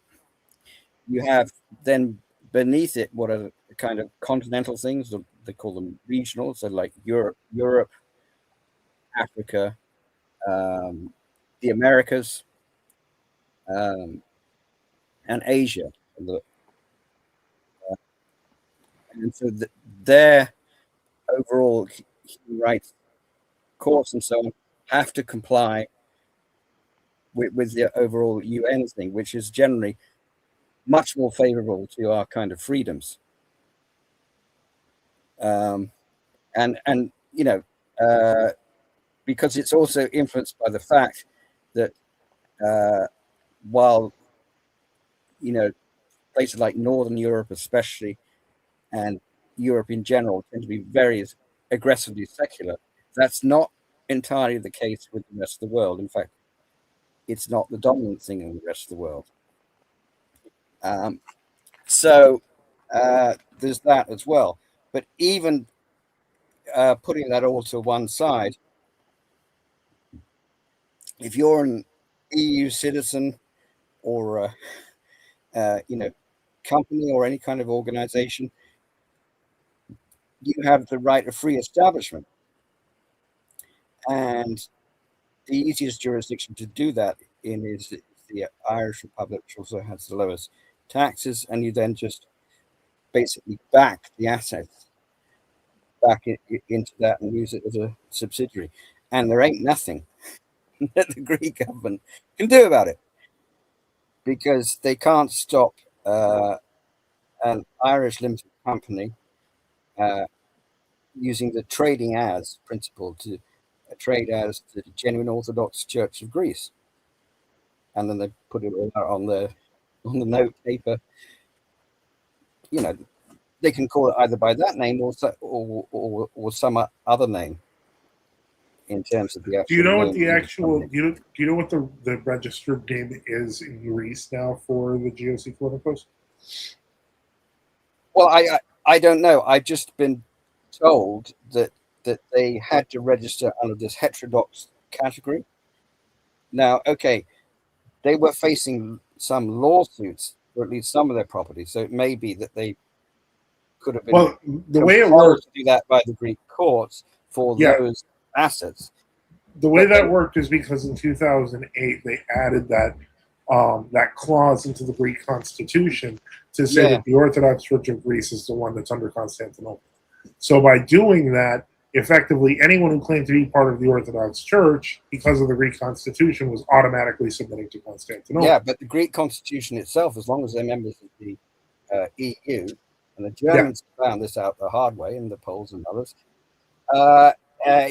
has to comply with the European Union Charter of Rights and Freedoms, which includes things like religious freedoms. So you basically, you take it first of all to the European Court of Justice, and still have problems. ECHO still have problems, all the way to the UN. You know, and you're going to win, basically.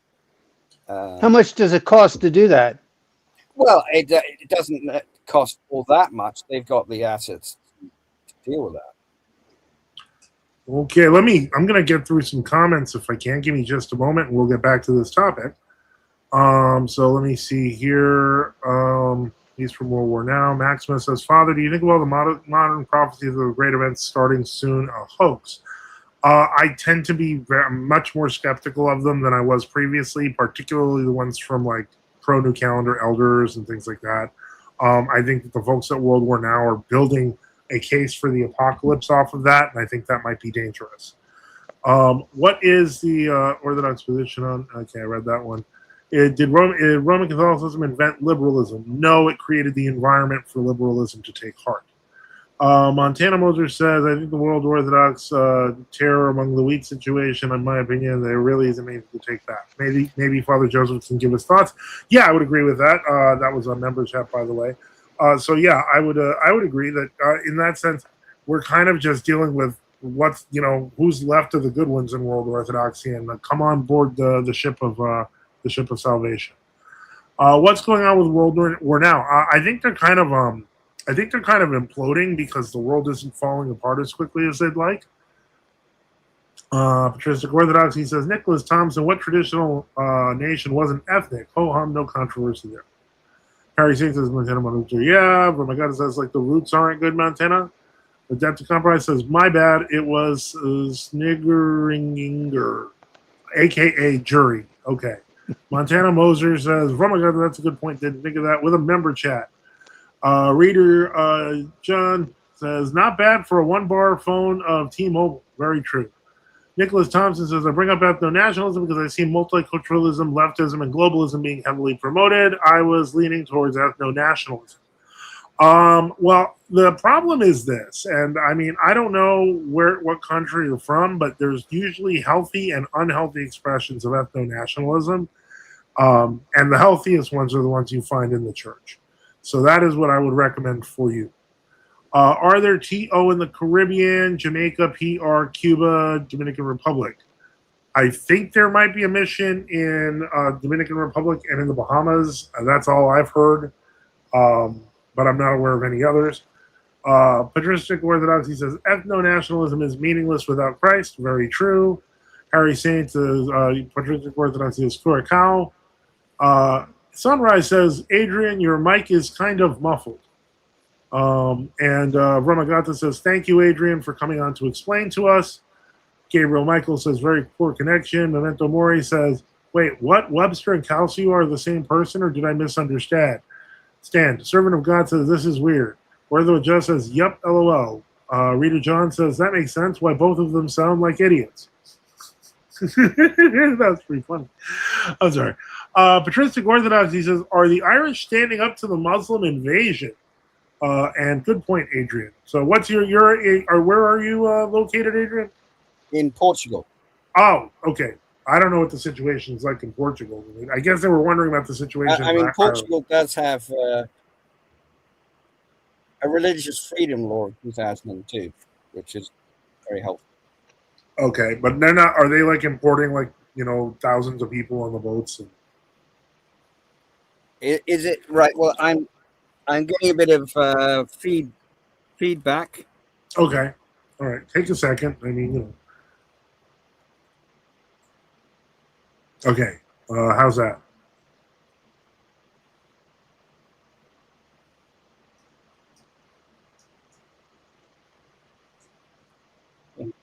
Okay, I don't know if it's better, but let's continue on.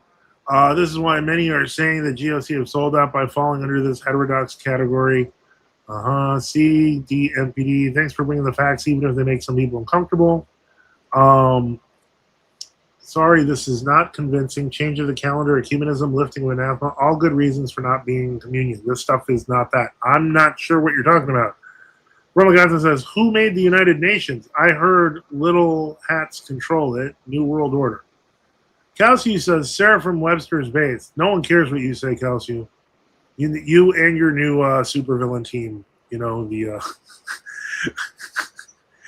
the deputies of Discord, or the StreamYard Sanhedrin, or the Legion of Zoom. I have a bit of good news to report. Okay. Some good news. Yeah, we're listening. We're listening. We like good news. Yeah. I managed to get on to Church of Eternal Logos of the. Oh yeah. Okay. Stream. Yeah. And they're quite happy to discuss things with us. And they're friends of Jay. They're friends of Jay Dyer, but they have they've actually. They don't take his attitude of not discussing things with us. Yeah, they they've had. So that's something we should.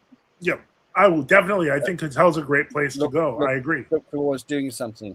Yeah, and I know. The way I put it is, you've had this split since it actually goes back to 1916 with the enforced introduction of the Gregorian calendar in Romania, the first attack.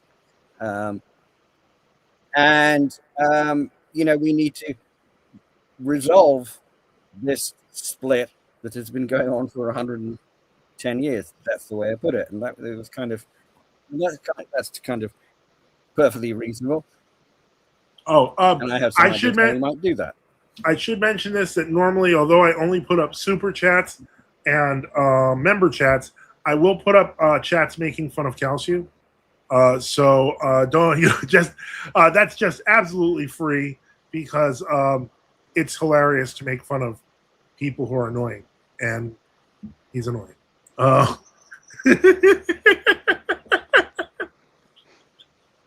Okay, go ahead. Sorry. Because I think because most of these Church of the Eternal Logos people are a younger generation, which is great. Yeah.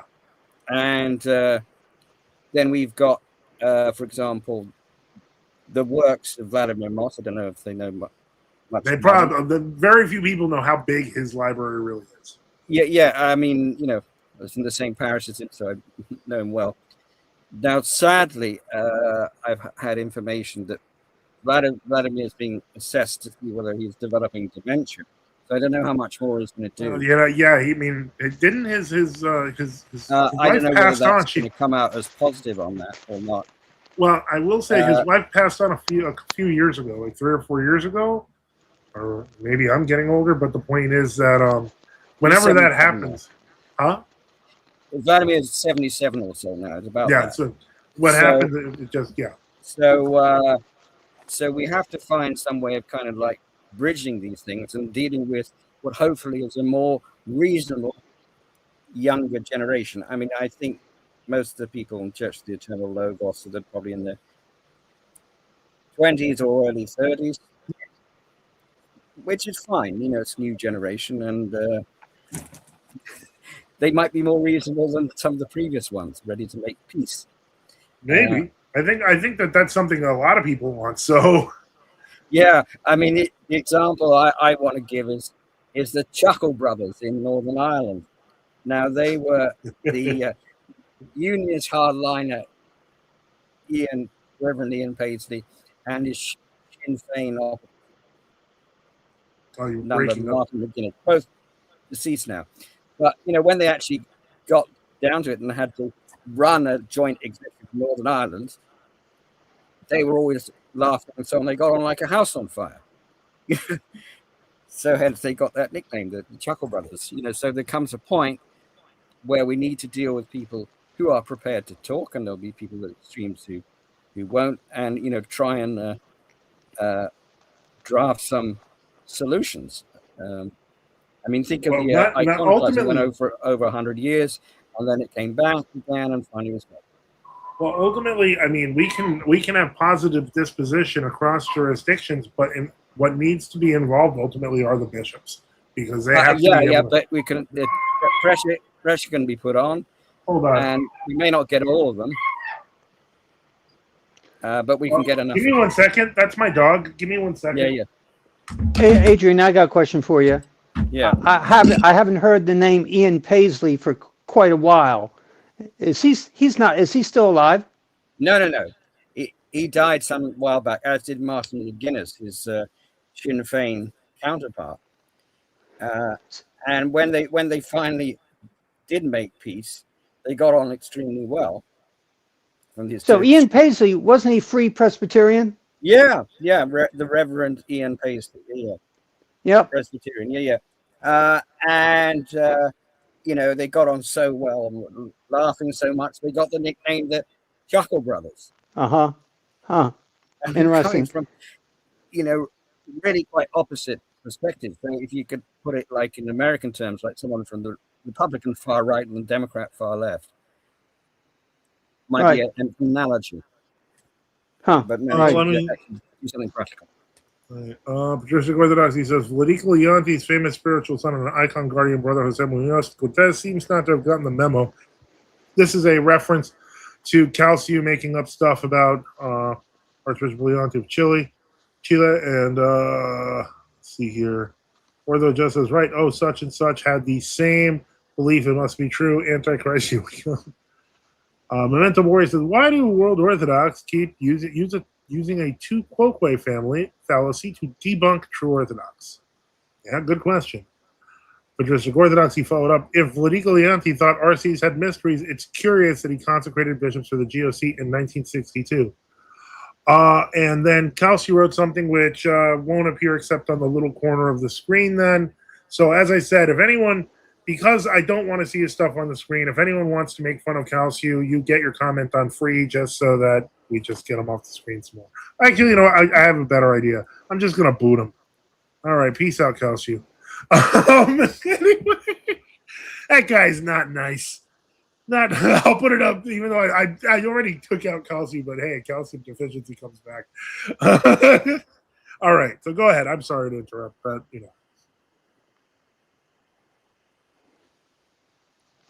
Okay. Hello? So where are we? I don't know. I was just reading comments. Sorry to interrupt. Adrian, you there? Yeah, I'm here. I'm listening now. I mean, those are, I think, the two main points I wanted to make. Oh, okay. Well, it's cool having you on but live other than here. that, we are all talking like this now, which we didn't have the technology to do really. No. Even 10 years ago, and this makes a huge difference. See, I've never met you, Adrian, so it's a pleasure to have you on here. Maybe you could put some perspective on these things with the politics over there, and Ian Paisley, or the Presbyterians and stuff like that. I was ordained a Presbyterian minister in 1988. I've read The Origin of Republican Form of Government in the United States of America by Oscar Strauss, who's a Jew.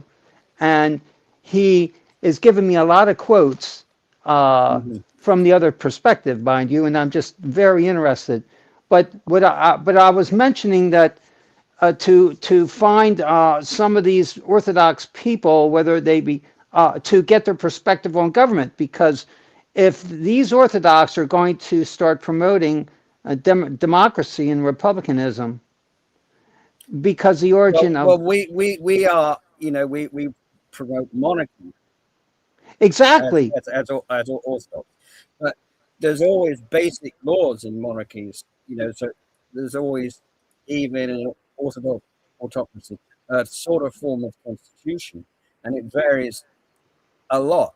So like the one for Novgorod was very different from the Russian Empire, and then of course you had 1906 constitution towards the end of it, right?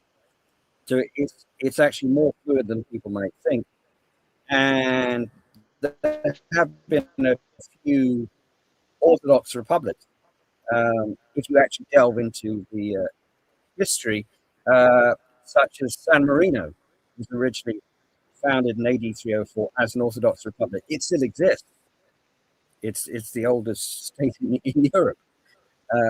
So being founded by this monk in AD 304, which is actually before Constantine was crowned, 2 years before, in the mountains of Italy. And then there was briefly Iceland and a few others. So yes, monarchy is a preferred thing. Some kind of republic is possible to some extent. And let's not forget that the Roman Republic technically didn't end. The empire was created out of it, because you had a dictator and then an imperator. It was technically not ended, and the Senate continues to exist, at least for a very long time. So these things are more flexible than many people realize. So you're saying, San Marino, you said?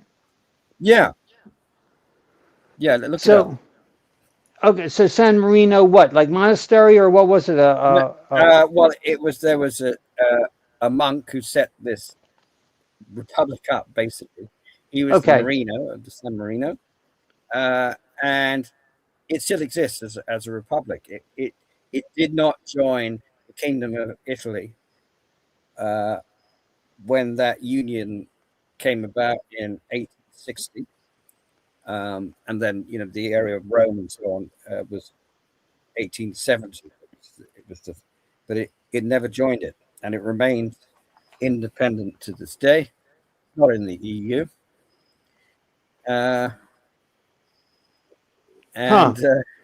How many population?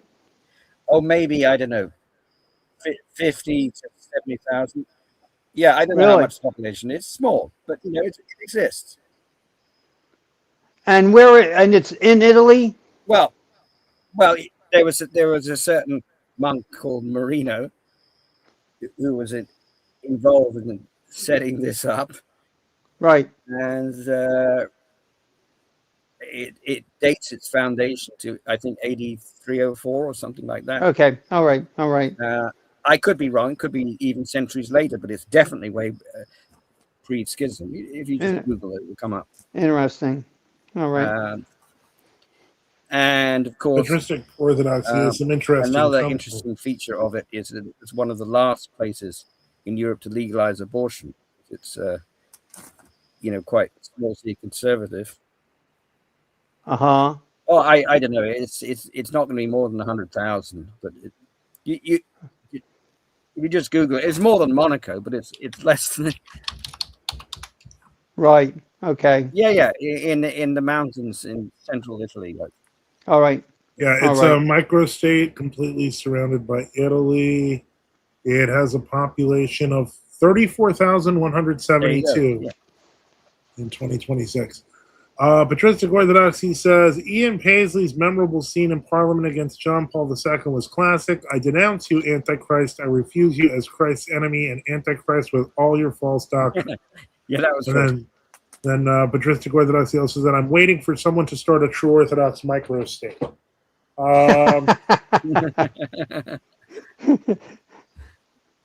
Well, maybe the Republic of Texas is a start. Maybe we can redirect it. Space. Whatever the Civil War may have said, under international law, the right to self-determination still exists, and they could still secede. They'd have a bit of a fight with the federal authorities. Well, you know what they say: if at first you don't secede, try again. Okay. Wow. Yeah, I mean, the way it goes is that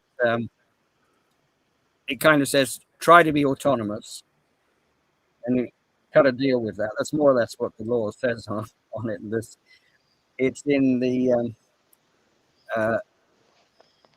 basic document setting up the UN. But if you can't, then you have the right to self-determination and to secede.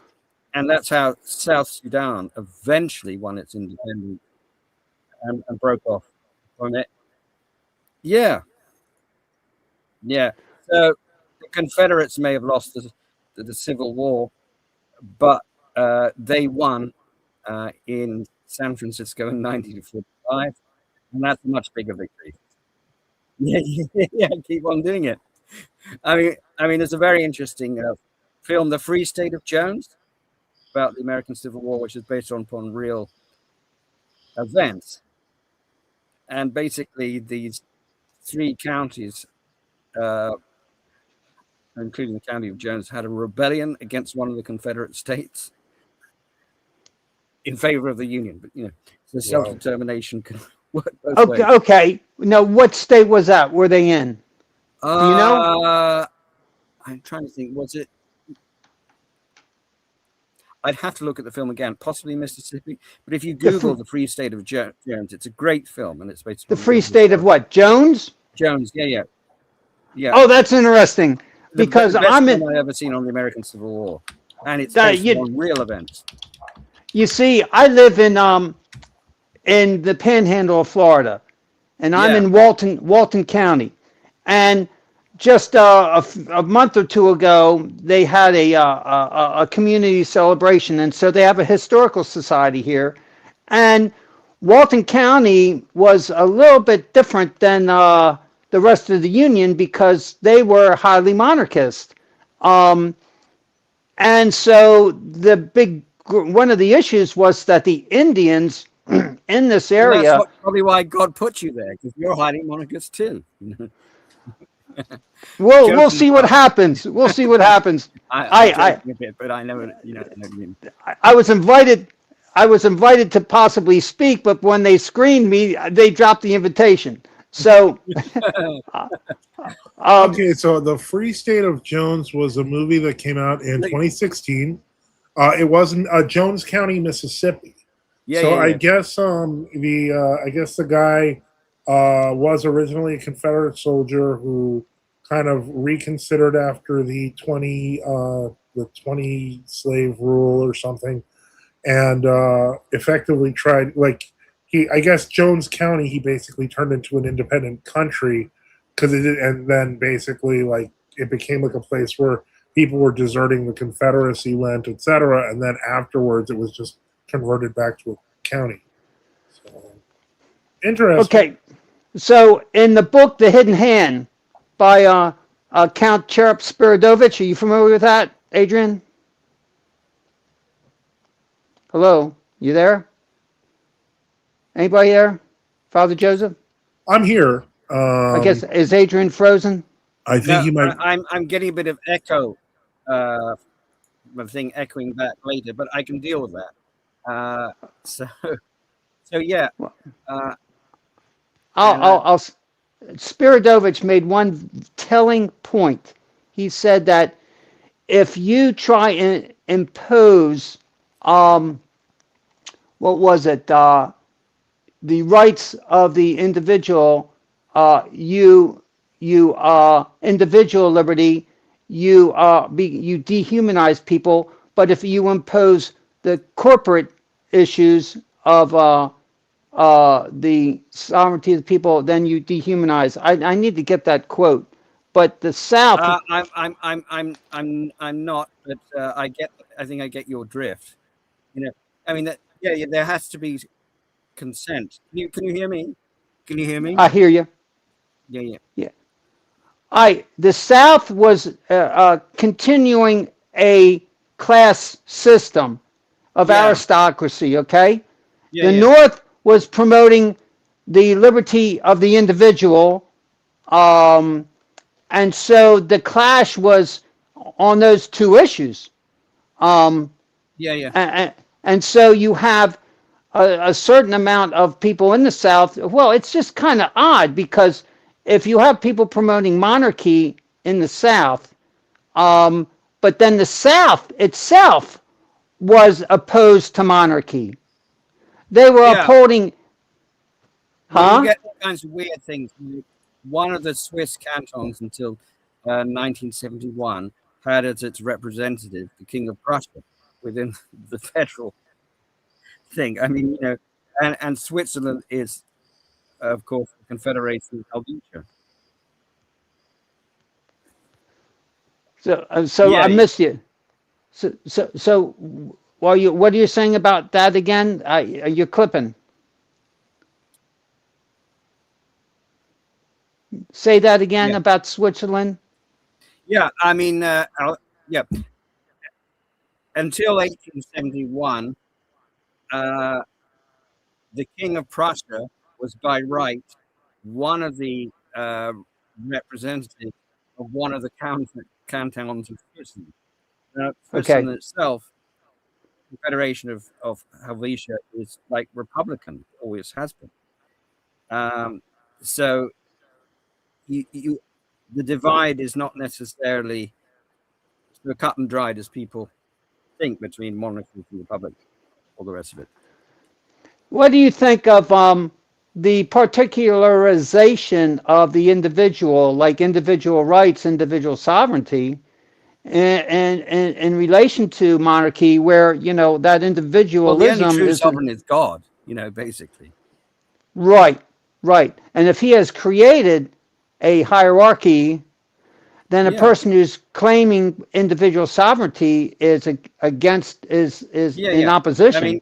I mean, we have to remember we all live in a fallen world. So what we're doing is going to come a bit short, but we've got to try, Exactly. So I think it was the hierarchy, was it Mark of Veronese? I'm sometimes muddle these things up. Who said the church as an organism is, of course, perfect without spot and wrinkle. But the church on earth is a human organization. Well, that's quite another matter. Right. And it's all the more so with these secular states where, not everyone is such a faithful Orthodox person, very politely. Yeah, no, that's true. Right. Let's see here. Patristic Orthodoxy continues. Come to Wyoming and start a true Orthodox town and come to my parish. You can call your village after Yeah. St. Chad, and So- we can have. So we get all these kind of contradictions. But I think the most fundamental thing in the American Civil War was self-determination and where that lay. Because let's not forget, there was slavery in some of the Union states as well. Yeah. And in Washington, D.C., it was abolished in 1862. I think it was before they abolished everywhere else. They paid off the. They basically abolished it Raven. at the start of the war. So it was abolitionist hypocrisy. Well, yes, it was, because if they had if all of the northern states had abolished slavery before going to that civil war, then possibly not hypocritical, but they didn't. And Lincoln actually said, I want to keep the U.S. together with or without slavery. It's on the record. Now, it then turned out during the war, especially as he was looking like possibly losing it, then that pushed these emancipations forward. They needed to try and get some freed slaves to sign up and fight for them, because they were facing possible defeat. So they had to promote the humanist agenda of liberty and freedom from a humanist perspective to up the heat, to create more martyrs for the Northern cause. Yeah, I mean, don't forget, going into Gettysburg, if you're a betting man, you might well have bet on the Confederates to pull it off and win. Right, right. And the South made too many mistakes at that battle. It hurt them. They did, yeah. I mean, for some reason, the Lord did not allow it. Probably the That's Lord right. thought it was time to get rid of slavery. The South called the North. If I may, I do want to point this out. I know maybe I sound really horrible and a liberal here. Yeah, but I mean, I was just gonna say the North basically attacked the South. Yeah, I know. But what I was going to say is, when Lincoln offered freedom to the slaves, I don't think they were looking at it from a philosophical standard, but more like we don't want to be slaves anymore. Yeah.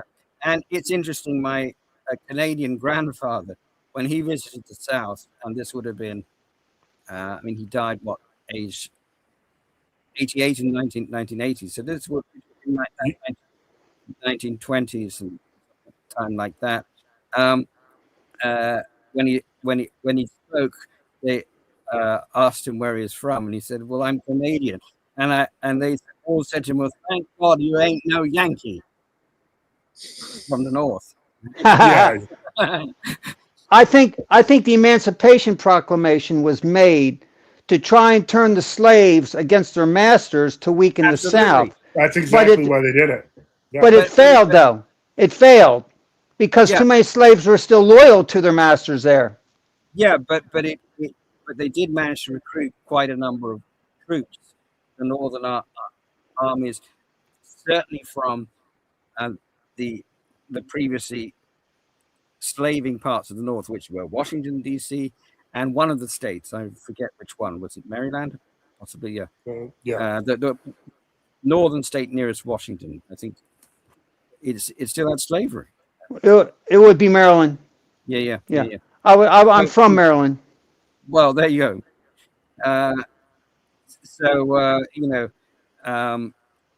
You're from Maryland? I thought you were from Philly. I was born in Maryland, born in Baltimore. I didn't know. Oh, wow. Cool. That's cool. So I'm Southerner by birth. You in San Francisco, and that's a big event. What happened in San Francisco? Well, in 1945, they set up the United Nations, okay?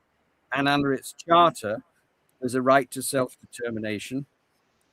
And it then lays out, okay, you try and operate autonomously through existing boundaries where you can, but you also have the ultimate right to secede. And then they also have a decolonization program, which, interestingly enough, Liberation Scotland is making good progress on getting Scotland to be declared a colony because of the way it is and to get liberated. And they've actually got support and funding from the African Union. I'm not kidding you. It's an amazing but true fact. Scotland, the birthplace of republicanism and Presbyterianism. Well, that was where they signed the treaty to set up the UN. You know, I think it was September 1945, something like that. I may be getting dates slightly wrong because the initial creation of the UN was within the Second World War because they realized that the League of Nations just welcome, Michael, reviving it for the simple reason that it had everyone had a veto and they couldn't decide anything. Really. Yeah, hi, Michael. What's your question? Well, do you remember me, Father? Do you remember coming on my show a few months ago? You talked. Were you? I think you were. You the Free Grace guy? Yeah, that's right. That's right. Yeah. Did you grow your hair out? You got a beard there? No. My hair is long though. But yeah. I just I saw you guys were having a show. You say so. I mean, I was a Romanist to begin with, my family, and converted. So I was never a Reformed Protestant. Although my grandfather converted from Methodism to Roman Catholicism direct. Adrian, did you ever hear of Carl McIntyre? Carl McIntyre? Yeah. I don't know who that is. Sorry. Okay, he was a Presbyterian minister back in the 20s, 30s, 40s, 50s, 60s, 70s. He died in the 80s, I think. I was just curious because if you knew Ian Paisley, McIntyre was friends with Paisley. So I'm sure he was. But one interesting thing is that there are the three Presbyterians of Barra in the Scottish Hebrides, which is actually there's a lot of Gaelic there. It's a very traditional place. And they reject the Gregorian calendar on the grounds that it's a papist innovation. So when one's dealing with new calendarists, and I found this out from Vladimir Moss, that particular bit of information. Sorry, I'm getting echoes. I'm getting a bit confused. Yeah. Take your time. Yeah. Yeah. I know of Ian Paisley. I never met him. I did meet former head of the more moderate Unionist party in London and a thing at Hammersmith Irish Centre, and so discussing whether or not Ireland be reunified. But it's the same scenario as Cyprus, that the richer South doesn't want to pay out for it, and so they could be likely to end up with the same thing if they hold a referendum. The North votes in favor of reunification, and the South says no, we don't want to pay for it. Right. That's the truth. And I do remember, meeting a Protestant Irish politician from the South who made that same point. And I think that's a sign of the world now. People are more concerned with money, and they're not prepared to sacrifice a bit of money even to reunify their own country. Okay. Michael, what was your question? Their own state. Right. Well, I wanted to ask because when they held a referendum. Hold on, Adrian. I just want because I don't know how long Michael's going to be here, but I just want to have him ask his question. What's your question? I'll shut up now. Thanks, Adrian. Sorry about that. Thanks, brother. So yeah, I wanted to ask about Eastern Orthodoxy. Like, what is the evidence, the positive evidence for the claim that Eastern Orthodoxy is the true church rather than, say, Roman Catholicism or Oriental Orthodoxy or something like that? Well, the true claim would be it would be basically the unbroken chain of the councils and fathers. When you are dealing with the Orientals, the Monophysites, as we would call them, or the Nestorians on the other side, these are both people who rejected either the Council of Ephesus or the Council of Chalcedon. The conciliar teaching of the church continues on, even when you're talking about, like, say, for example, the papacy as it became monarchical and basically the single head of the church. This was rejected of the council at 1484 in Constantinople. So the conciliar tradition of the church, and the church operating as a conciliar body as opposed to a monarchy of an episcopate, where the pope is the king over the earth, pretending to play the role of Jesus Christ over everyone on earth. I think to me, that trumps it. We're talking about symphony here. So, yeah.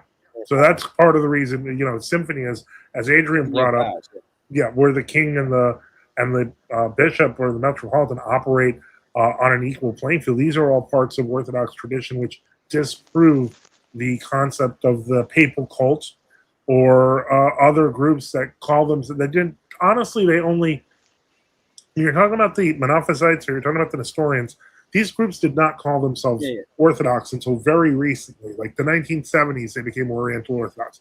Before that, they were happy calling themselves the Syrian Monophysite Church. For example, the Ethiopian Tewahedo Church. Tewahedo literally means Monophysite. So the point is, that was the original name these guys were using all the way up to the 20th century. So they don't even call themselves the Orthodox. That's us, and so that's my argument. That's interesting, yeah. But they'll of course say that they also appeal to the councils but how many? 3? They stopped following the councils. They decline them. Yep. They decline them. They'll say it themselves. They don't follow all of them. Then they'll say that. This is part of the reason why there's a strict discipline, for example, in our iconography, because we went through the 7th Council in 787. They had nothing to do with that, and so for lack of a better word, their iconography is basically pop art. I saw just a couple of days ago, they had big photographs of Jim Caviezel from The Passion of the Christ. Do you remember that movie? Like hung up in front of the church altars like he's really Jesus.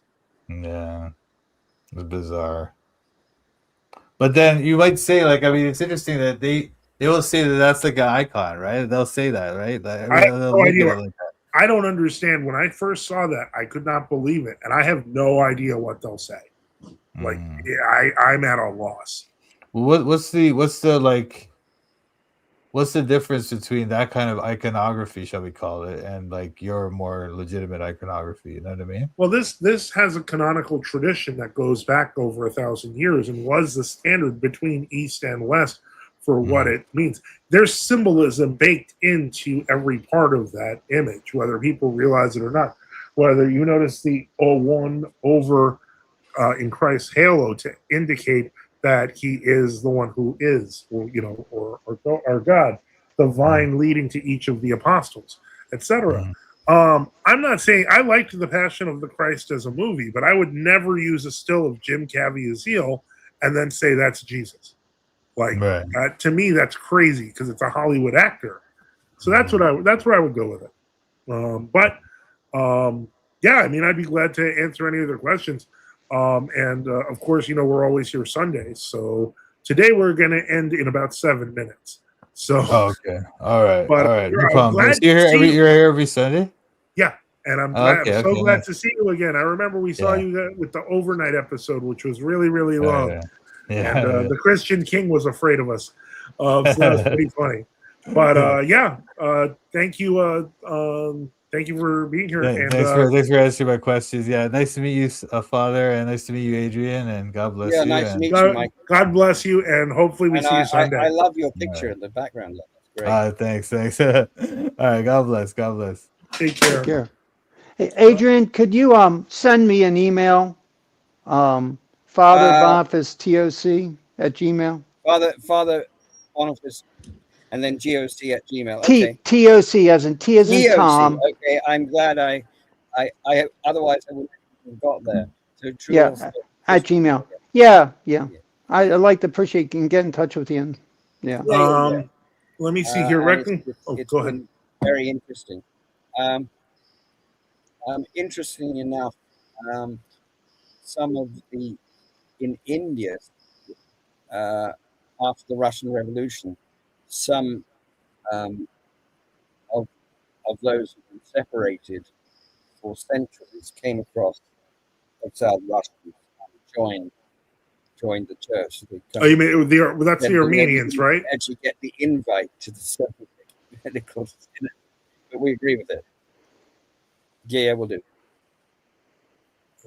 So where do you see the estate of true orthodoxy in Britain now? Well, I no longer live in Britain, but I think we get there's a lot of kind of division there, and various kind of like small groups. Yeah. And it doesn't have the, if you like, the economies of scale of the USA, or the where it's much bigger. I mean, a country with a population maybe 7 times that of the UK, but also with much more immigration from the traditional Orthodox countries, and also a much stronger tradition of freedom, because there is a lack of religious freedom in the UK, which is getting worse and worse. Also in Canada, I'm half Canadian. My mother's Canadian. Right. Same problem. Right. Because I mean, just to give one example from my own life, I was thrown out when I was about 2017, 2016 at this kind of employment agency that's supposed to help local people with some kind of disability, have some invisible disabilities. And I was asked to kind of renounce my faith. And I said, no way am I doing that. And they didn't like the fact that I'd been active, in a fairly mild way, in anti-abortion things. I wasn't getting arrested outside of clinics or anything like that. Just, distributing materials and things like that. And I put that down. Okay, what do you do in your free time? This is the kind of thing you do. And that's because a lot of the voluntary sector and the state is thoroughly infiltrated by all these woke people, and they're making these horrible rules. And fun fact, there are 10 times as many people arrested for internet postings last year and several years previously in the UK than there were in Russia officially. Right. And Russia has over double the population. Right. Amazing. Of the UK. What does that tell you? And Canada, it's a similar scenario. The USA depends upon the state, I think, but there is a greater tradition of freedom, and I would say that Portugal, there's more religious freedom in the USA, actually. Right? I don't. Maybe. I will say this. You can do what you like. They're not going to do anything to you. Right. Reckon Keith Orthodox says thoughts on Mel Gibson Passion of the Christ. And Father. You can also set up somewhere if the house is old enough. You don't need any planning permission. Oh, nice. Well, that's definitely nice. And that's why I bought this place. I'm struggling to kind of redevelop it because it was the cutoff date's like 1941, and this is an old place from 1910. And hopefully, God willing, eventually it's going to take a number of years. Well, maybe God willing, it'll into something. I've had all manner of problems, huge damage when I was away in England in a storm, the worst storm in since I just want to answer that question from Reckon Keith Orthodox. That movie doesn't come out for another year, so So, I you know, know that they're but we gonna. keep going. And who knows what God wants, but I do know that when I prayed where I should go with the kind of turmoil of Brexit, I found this little book, A History of Portugal. And thought, Right. well, Interesting. so I left it Aren't you going to buy a castle there? Can you get are any castles going for cheap? I think they'd be expensive, but you can even buy ruins in Portugal and do them up. Uh-huh. Right. So yeah, it depends where you go. I think there are definite possibilities to set up some kind of center for orthodoxy, because the law, they're strong on religious freedom, 2002 law, and they mean it, you know. So I haven't had any problems, criticizing homosexuality, even, when studying Portuguese at the university, because they believe in free speech. Uh-huh. There was no problem demonstrating against the Zionists, this Palestinian camp at the university. Really? That's interesting. All right. I think it would be to get a ruin and get some monks to come out and build, some building monks. We want those types. All right. Adrian, stop by again. Yeah, definitely. We're definitely we're gonna go. Best wishes to all of you in Florida. Oh yeah, I'm just gonna close out real quick. Last time I went, I'm in Pennsylvania actually, but he's in Florida. Like yeah, if you want to stick around, and if you guys want to stick around and talk after the show, just stick around for a second. Let me close out. Okay, so Gabriel Michael says Caviezel. Mel Gibson's film was filmed with the writings of Katarina Emmerich. Yep, we know that's crazy. Someone I know who lives in Florida, her house got wrecked in this hurricane. Very old house. I just managed to kind of repair it. Oh my. And then candidate reckon he says vote Fishback. I agree. Yeah. Ascendancy says Archbishop Leonti never recognized the mysteries of papists. Yeah, that's very clear. And no one. I think patristic orthodoxy knows that. It's only Calciu, who we got rid of because he was being annoying. And that's it on comments. I'm going to just say thank you to everyone. Thank you to Father Boniface, to Raider John, to Adrian for being here, to Michael for being here, to our listeners, to those who had questions and had comments, and to those who support our mission. Support the channel. We at NFTU need your help. Support us by subscribing or donating at nftu.net or on Give, Send, Go. We remember all of you in our prayers. Thanks very much. And thank you for all the support for NFTU. And as always, if this helped you, don't forget to like and subscribe. With the prayers of our Father, Lord Jesus Christ, our God, have mercy on us and save us. Amen. Have a good night, everyone. Yeah.